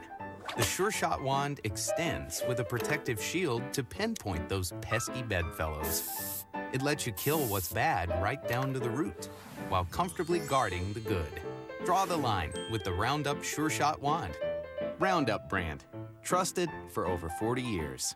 Parmesan, Asiago, and fresh mozzarella. All this cheesing is rather pleasing. Yep. Tastes like $1 million. New pepperoni cheeser. Only $7. Pizza. Right now, it feels like the world's standing still. But if you look to the land, it's a whole different story. From farms to backyards, wheels are turning. Seeds are being planted. Animals are getting fed. Grass is growing. And families are giving their all to the soil. Because no matter how uncertain things get, the land never stops. So to all those linked to the land, we say thank you. We're here for you because we all run together.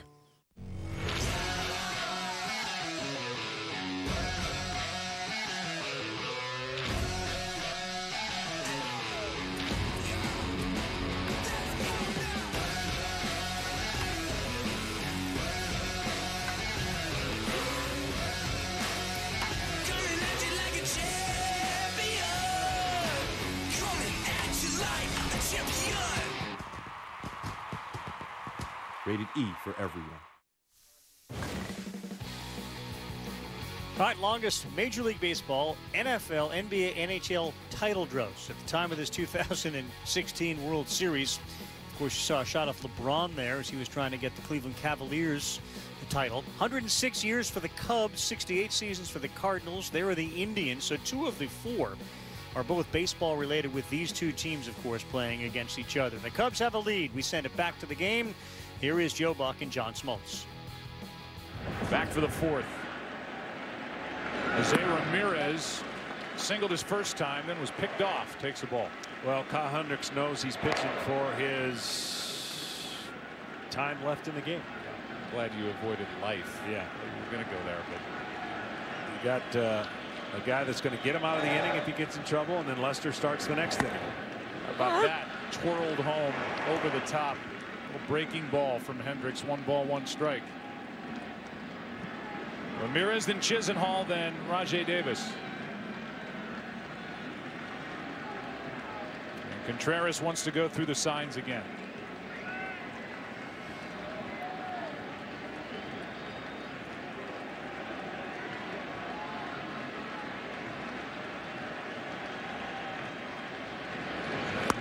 Fooled him. Strike 2. It's amazing what this series and just playoffs does, what it does to players, what they have to learn in the off season, what they didn't do or what they did well, or how they got into some old habits, but the perception changes so quick. Here's Hendricks having to get over, and he does for the out. And Rizzo way to his right for out number 1. And my point is, they would never ever think of taking out a guy like this. He's been so good throughout the year. It's this time of year when reputations are made. It's also this time of year when it costs a lot to go to a game. According to StubHub, median price over $1,800 for a seat. Nearly 80% of the tickets sold are for fans outside of Ohio.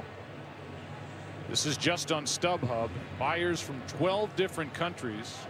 42 tickets were sold for $10,000, and 30 of the 42 are seats behind the Cubs dugout.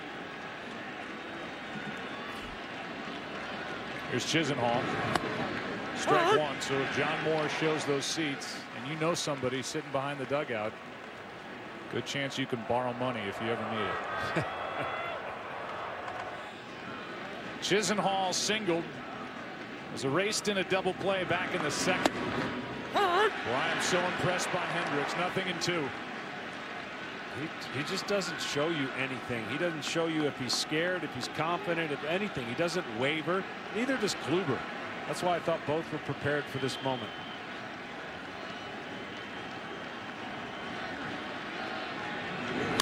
Popped up. Out goes Russell. In comes Zobrist. We'll check in with Tom Verducci with 2 out. And Tom, I know it's not Game 7 of the World Series, but this Hendricks has pitched in some high-pressure situations. Yeah, Joe. Well, we saw him win the clinching game of the NLCS, 7 1/3 shutout innings against the Dodgers. Wasn't his first clincher. Go back to 2009 as a freshman. He pitched Dartmouth to the Ivy League championship with, you got it, 7 1/3 scoreless innings. Now, the stakes are a little bit higher tonight. This is not Cornell he's pitching against, but I guarantee you his pulse rate, facial expressions, exactly the same. From San Juan Capistrano, California, all the way to Hanover, New Hampshire for college, and then drafted by the Rangers. Here's a strike to Rajai Davis. And then at the trade deadline 2012, traded to the Cubs organization for Ryan Dempster, who's here at the ballpark traveling with the Cubs and wearing a crushed velvet sport coat. Here's one to third. It's foul. So Dempster has a hand in what's going on here tonight. As Hendricks came to the organization, came up in 2014. This ball just foul. Went 7-2. Hendricks 8-7 a year ago, and then it all came together, leading the big leagues in ERA and a 16-game winner. At a bargain. A little over minimum he's making. He's starting Game 7.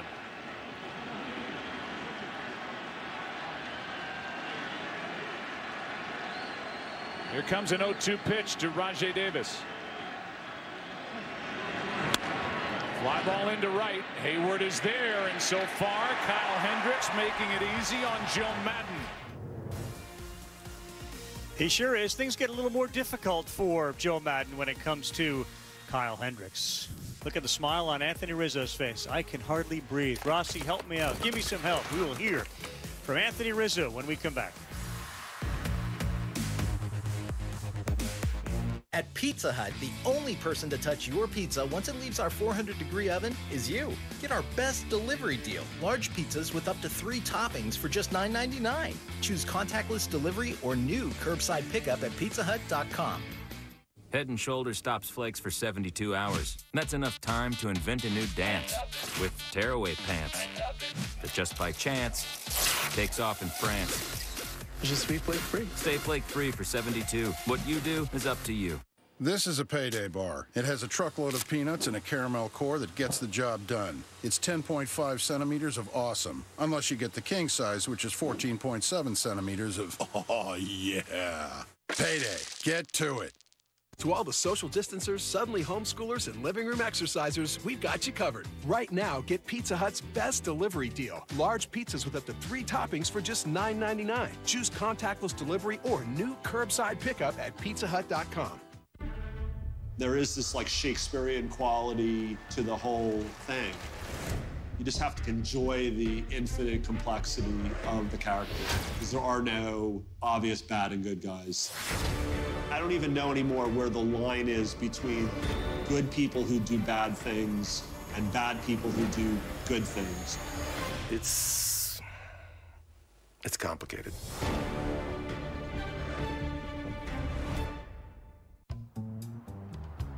You're not going to drive without insurance. That's as crazy as starting a skunk farm in your backyard. Easy, Petunia. Back up. Sea breeze.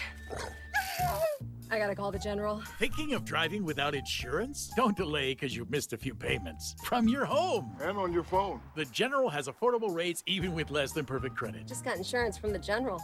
Smell you later. For a great low rate you can get online, go to the General and save some time.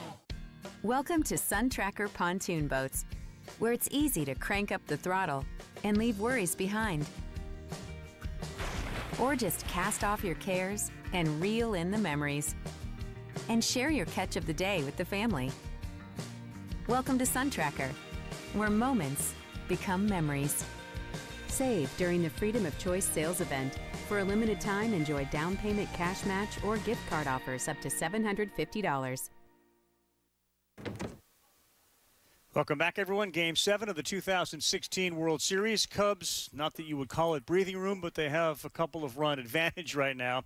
You see Tim there, Karl Ravech here, and we are really pleased to be able to be joined now by the former manager of the Chicago Cubs, now manager of the Angels. That guy right there wearing a Respect the 6, which we'll get into. I think I understand what that shirt means, but we'll find out in just a moment. So we got Joe Madden with us, and Anthony Rizzo is also joining us as well. I don't know how often you two guys are communicating with each other, but the fact that you're now on the same broadcast, you want to catch up with each other, sort of say how's things going to each other? Go ahead. Coach, I miss you. I miss you too, Anthony's. Anthony's and I stay in touch. On occasion, he'll pop me a text. I'll pop him a text. Listen, we're connected forever, man. Good for you. And how about this home run for Javi Baez? And, Coach, why don't you tell us, Joe, you take us through where we're at now. Mentally, we got a 4-1 lead, Game 7 of the World Series. Well, yeah, of course you'll love it. We were overall playing pretty well. We made a couple mistakes on defense like you had seen, but overall, like the attitude in the dugout was spectacular. Our guys are ready to play. Coming back from the deficit, Game 5, where we came back and won 6, win it pretty handily. Coming into 7, felt pretty good about ourselves. So everything's rolling in the right direction. But I played a lot of games as a opposition manager and coach in Cleveland, and that place has a tendency to come back. Yeah, I'm curious, you know, Anthony, I'll ask you this. Joe, you know it, you kind of just alluded to it. The respect level you have for every team, I understand, but the respect level you have against the team you're playing now 7 times to win a World Series. How do you quantify your feelings about the opposition, in this case, the Indians? Well, you know, is that Anthony? Yeah, Anthony, go ahead. Go ahead, Anthony. You couldn't. Just the respect we've had for the Indians and the players still to this day. I mean, even when you break it down to the fans, just how grateful both fan bases were to be at the World Series, in the World Series.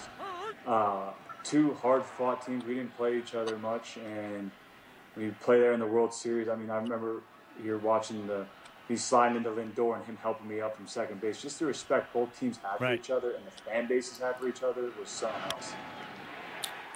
Hey, Joe, explain the T-shirt. Okay, you know, our foundation is known as Respect 90, the distance from home plate to first base, and respect begins at home. So right now, going through what we are, we're looking for methods or ways to raise money for our foundation to continue to contribute. So we came out with Respect 6 feet, and we have that on T-shirts. They got it on masks also, and we're selling them through maddenart.com.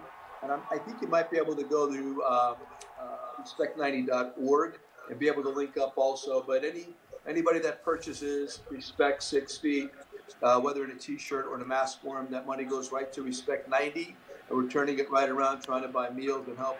A lot of it goes to Hazelton Integration Project.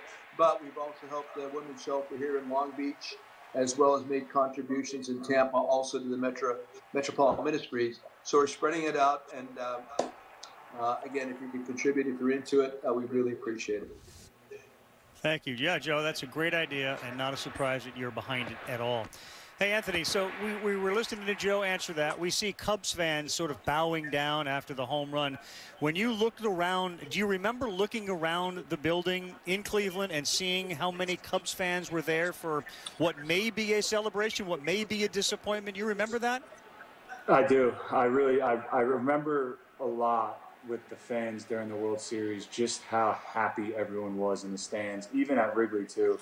The nervous energy at Wrigley was felt the first 2 games there, but that Game 7 in Cleveland, I mean, if it wasn't 50-50, it was pretty close to it. I mean, the Cubs fans were there. Everyone showed up like they do for us all the time on the road, and that energy that they brought for us was just something we never take for granted. Even when it's during the regular season, we have a lot of fans on the road.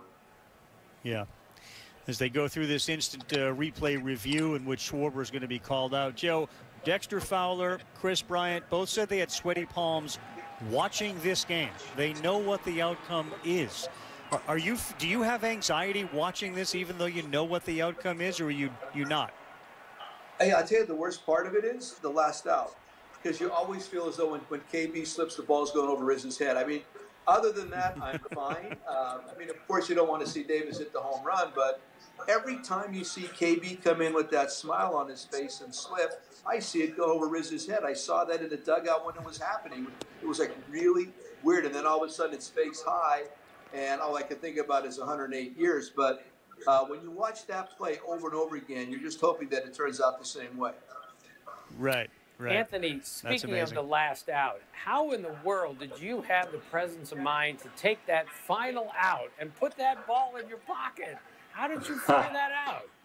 I'll tell you what, me and Rossi right there, my main man, we kind of came up with an idea of, the DS. We got the Division Series ball. I got the NLCS ball, too. I still have those 2.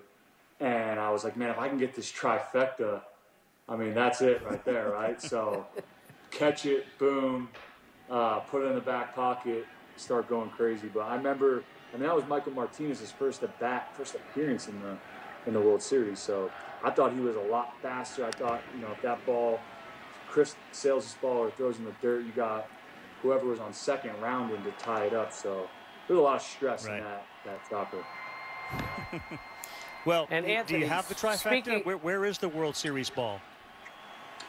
The World Series ball, I believe, is sitting right outside of Mr. Ricketts' office. I gave it back to him, rightfully so.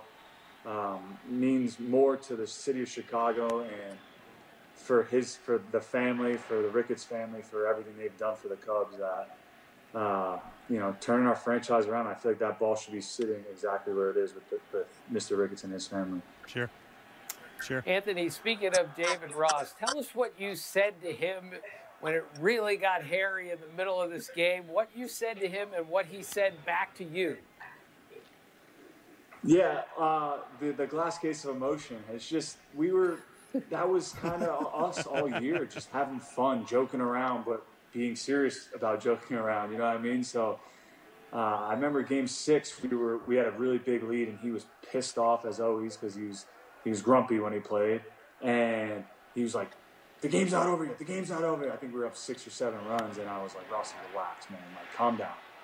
So in this game when we were up, so man, I'm just in this glass case of emotion. I'm freaking out, trying to keep the mood light, but also knowing how that nervous energy felt during that time. It was awesome. It's something you can never replicate. Joe, I'm curious. So we're watching John Lester warm up. How difficult, Joe, was that balance between keeping Kyle Hendricks in this game, but you've got John Lester, this great postseason pitcher, in the bullpen? Yeah, I mean, it was an absolute balancing act, and it's something that we had talked about even the day before. Kyle to John to Aroldis, that was the game plan. And then how and when do you deploy John? And the fact we had to get him up once and then get him up twice, I mean, that was the part that really, for me, you have to understand, John's obviously a starting pitcher, and to get him up, down, and then try to get him in the game even later than that, it's hard to imagine a good result. So going through this back and forth internally, Kyle kind of had a little bit difficult inning in the third, fourth inning not so bad. But after the walk and what was coming up after that, I felt it was the right thing to do to get John in the game based on a lot of different factors, including making Kipnis versus Kipnis, who had a nice day the day before. And I wanted Lindor hitting right-handed. So there's always been that commentary about a dirty inning.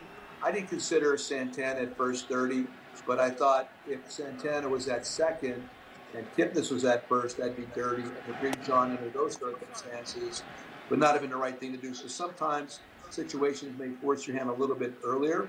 And again, it was all things we had talked about, and David and I had actually talked about in the dugout, how well John was throwing in the bullpen. So there's a lot of different kind of like balls in the air at that particular moment to make that decision. Anthony, I saw a big smile on your face there because they just ran the clip of you and Rossi. What were the memories as you watched that? The memories I get most from watching these is I see LaStella right next to me, one of my boys. Just all the guys in the club, on the dugout, you see our reactions and everyone hugging, and Albert, who wasn't in the game at the time, giving big hugs when Javi hit the homer, or when Wilson got that big hit.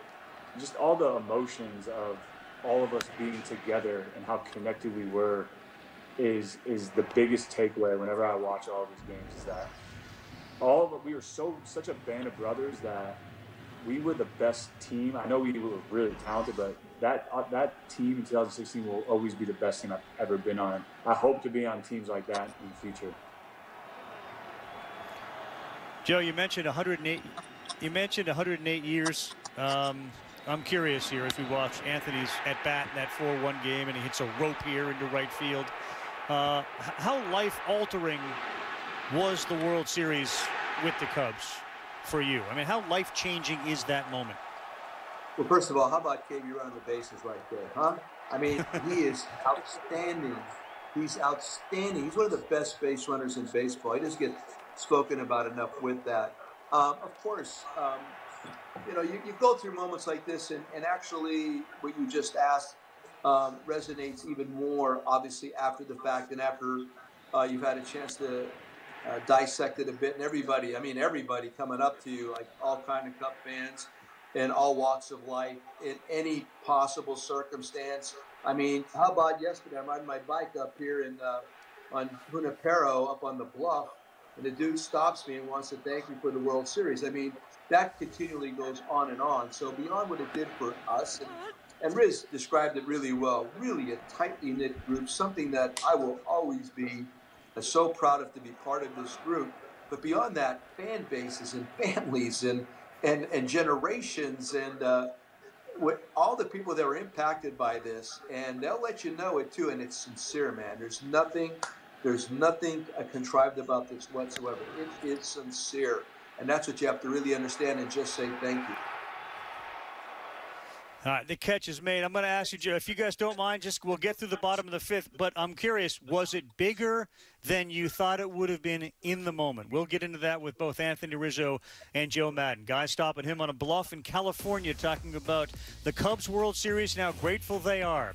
Stay with us. David Ross could be joining us as well. We'll continue after this.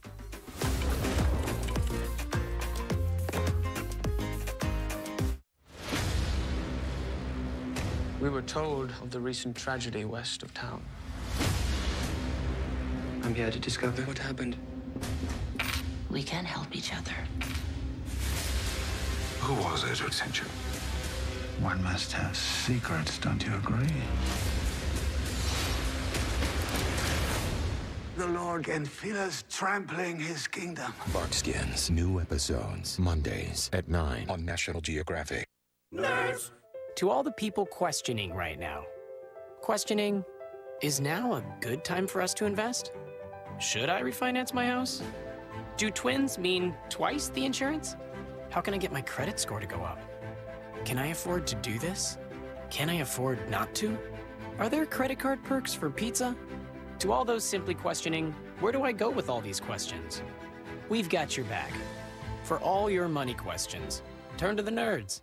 Right now, it feels like the world's standing still. But if you look to the land, it's a whole different story.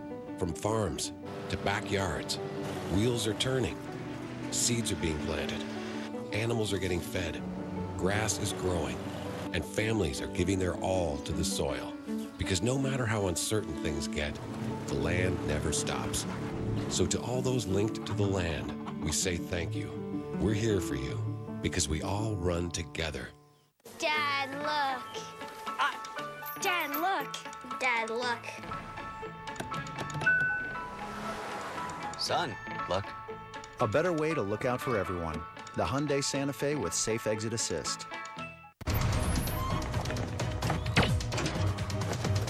Pete. Come on, man. What? We said pantyhose, right? Here, eat this. Creamy Snickers. You could use a little smoothness. Pete? Pete Zacharine? Get smooth with the fresh ground nut butters and creamy Snickers. Parmesan, Asiago, and fresh mozzarella. All this cheesing is rather pleasing. Yep, tastes like $1 million.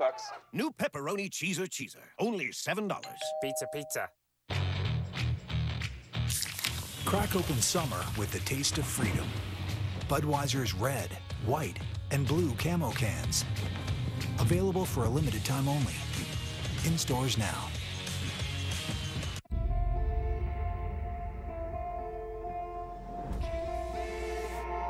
Swing, and there she goes, baby! I'm gonna tell you my truth, the way I remember it. Empty your mind.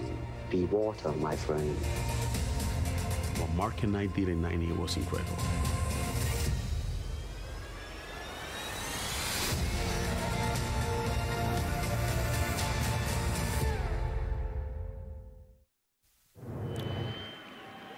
Welcome back, everyone. Game 7, 2016 World Series. Karl Ravech, Tim Kurkjian.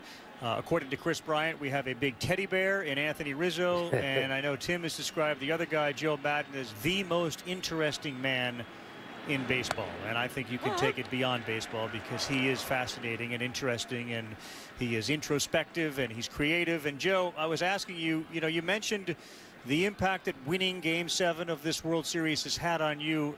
And I'm curious, in the moment versus, 4 years later, is it even bigger than what it was that night, and how much?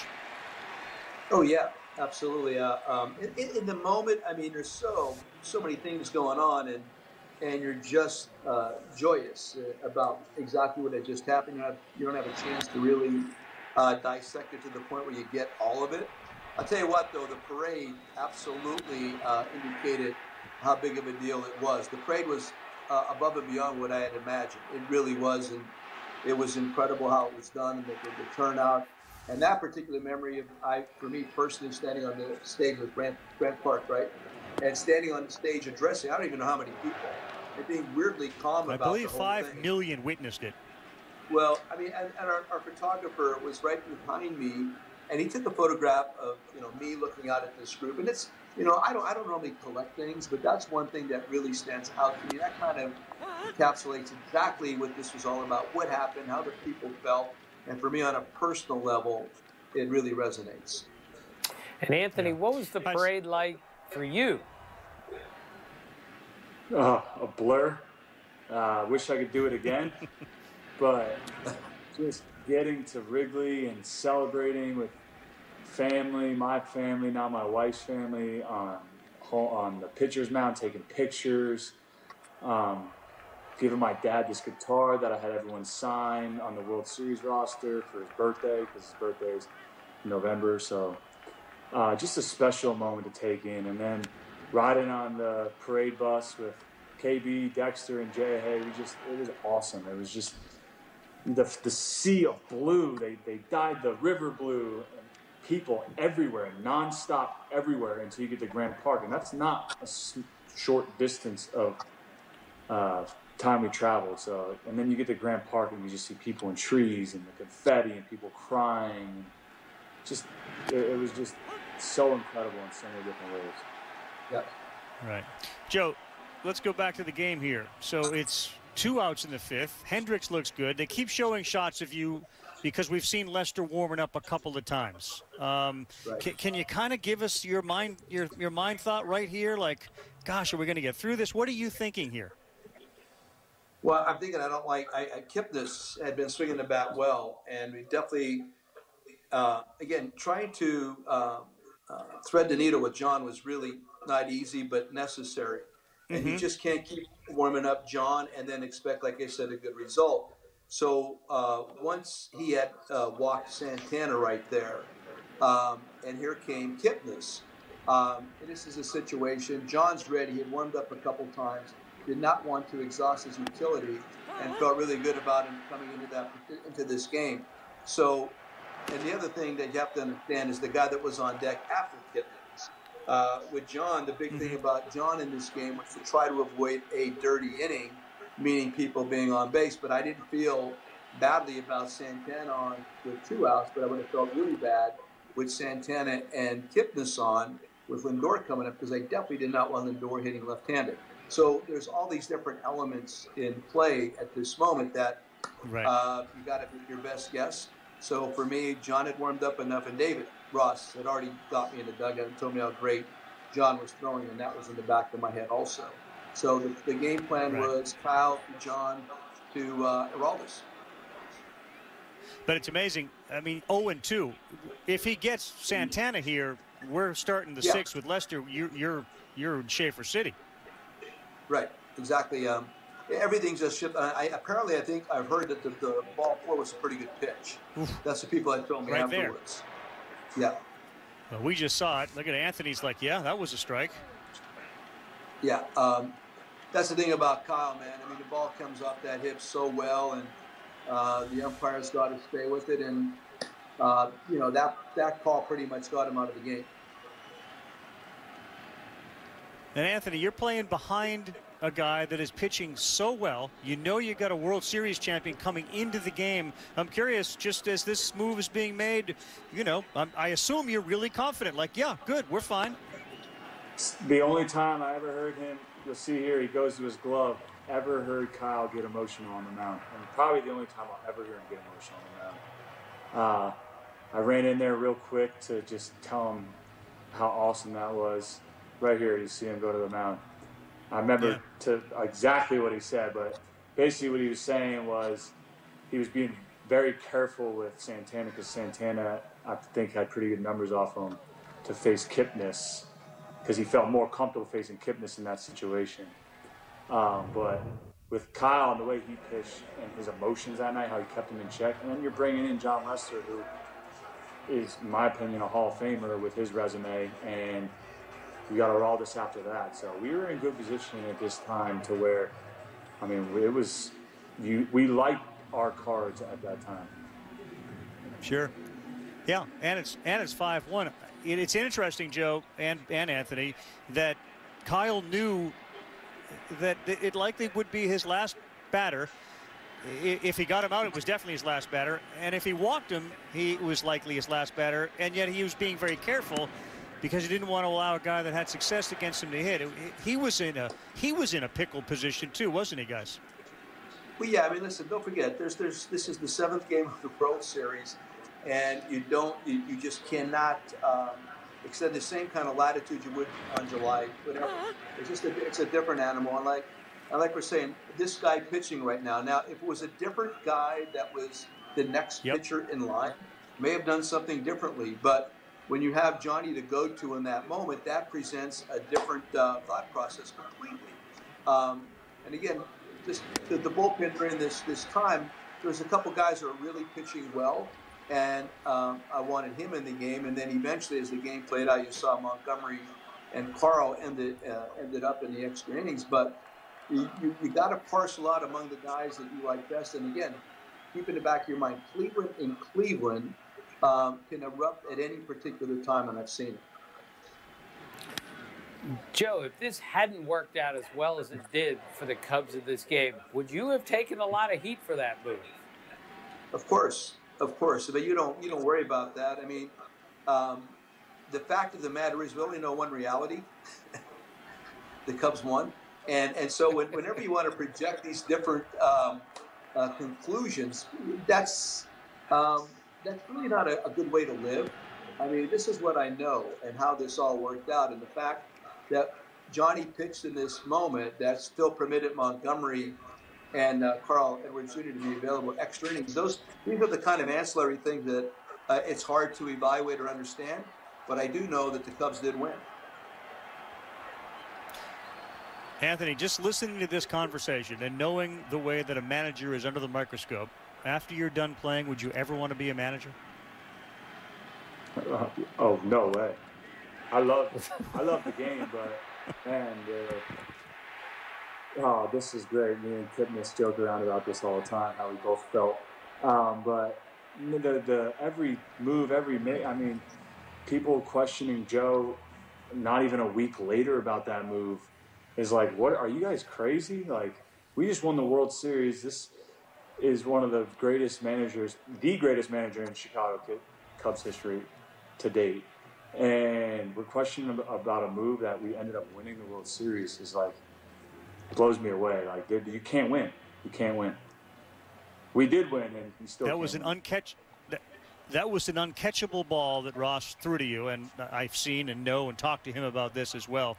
But the ball's now heading down to the right field corner here, or at least into the right field, and Kipnis is on the ground. But the inning is now continuing, and this is a little different than the way you guys have been playing.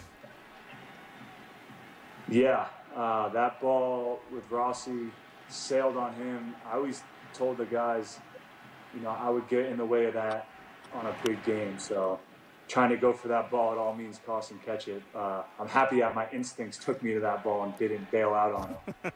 But well, he's a quarterback. He's a quarterback coming off the bench. That was his first throw, man. It was a tough first throw. That's right. An older. At the time, he was the grandpa. So yeah, that was not an easy play, by the way, either. That was a slow roller, but that was put in a spot that made it very difficult. Right. And Joe, and look, this whole thing is hindsight.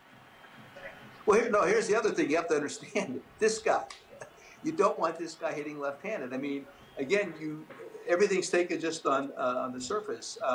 Had Kipnis got on, then I don't want to bring John into first and second. That would have been a bad, or first and third. I wouldn't have liked that whatsoever. So that just happens. The ball hits David in the face mask, and all of a sudden it's a bad move. It's actually kind of amusing to me. I love Rizzo laughing at that because Rossi looked like he was unconscious, and we know the outcome of the game, so we can laugh. Yeah. Well, yeah, just exactly. the respect I have for Kipnis there, who his ankle is a balloon because he rolled his ankle, which is a story that doesn't get talked about. But from second, busting it the whole way, scoring on that play with a grade 2 or 3 sprained ankle is just, that's the respect that you just have for other guys playing that hard. It's just, it made it all that better because they gave it their all, we gave it our all. And Rossi, Joe, David Ross calls this inning a nightmare for himself. Can you appreciate someone as competitive as him? He comes into a game, he gets a pitch that no one can handle and a tricky play down the line. Yeah. Well, yeah, I mean, listen, that's just, again, that's part of baseball. Things happen. It's not always going to go according to plan. And both teams are really good. This is the 7th game of the World Series. So Anthony's describing a good base running play by a good baseball player in the World Series. David, I mean, nobody could be more ready than David. Nobody cares more than David. The ball hit him in the face mask. There's not a whole lot you can do about that. It's just a baseball play. It happens, and it did happen, but eventually the result was a good one. Joe, I understand that prior to the game that Anthony was leading the cheers inside the clubhouse, partially clothed. Would you encourage that now with the new team, that maybe this is the way that we can go on and win World Series? Oh, yeah. I mean, listen, you got to keep it loose. I mean, Anthony was referencing that earlier about the group in general. I mean, such a tightly knit group, a lot of fun. I mean, a lot of funny guys on that team. And you got to have the comedians, man. You got to have the guys that loosen things up. When you get out there, it's all business. When you're not on the field, I prefer it not being anything but business. And this group was very good at it. You guys have been great. Joe, respect 6. Respect for you is immense, as well as Anthony Rizzo. Guys, thank you so much for being with us. This has been great. We learned a lot about what was going on inside your minds during that incredible inning in Game 7 of this 2016 World Series. Hope to see you back on the field real soon. Anthony and Joe Madden, thanks so much for being with us, guys. Thank you, Anthony. Thank you, Joe. Well, we'll see. I mean, what time is it now? It's 9:01 in the East. Ross is probably asleep already. I mean, Grandpa's go to bed early. Let's see if we can wake him up and hear from him when we come back. Gather round. The Cravings Pack from Taco Bell. 4 crunchy tacos and 4 beefy 5-layer burritos for only $10. Pairs perfectly with all your Taco Bell favorites. So grab a $10 Cravings Pack for your crew at Taco Bell's contactless drive-thru. You ready for this? Boost Mobile has a new upgraded network. Get ready for a stronger signal, faster speeds, and more coverage. So you can do more of this, a little bit of that, and a lot of whatever this is. Boost Mobile has changed the game. Get a new upgraded network and get ready to change your life. Step up with Boost Mobile's new upgraded network. Stronger signal, faster speeds, more coverage. Switch and get 4 free LG K51 phones. As an essential service, we're committed to keeping you connected by remaining open. Is that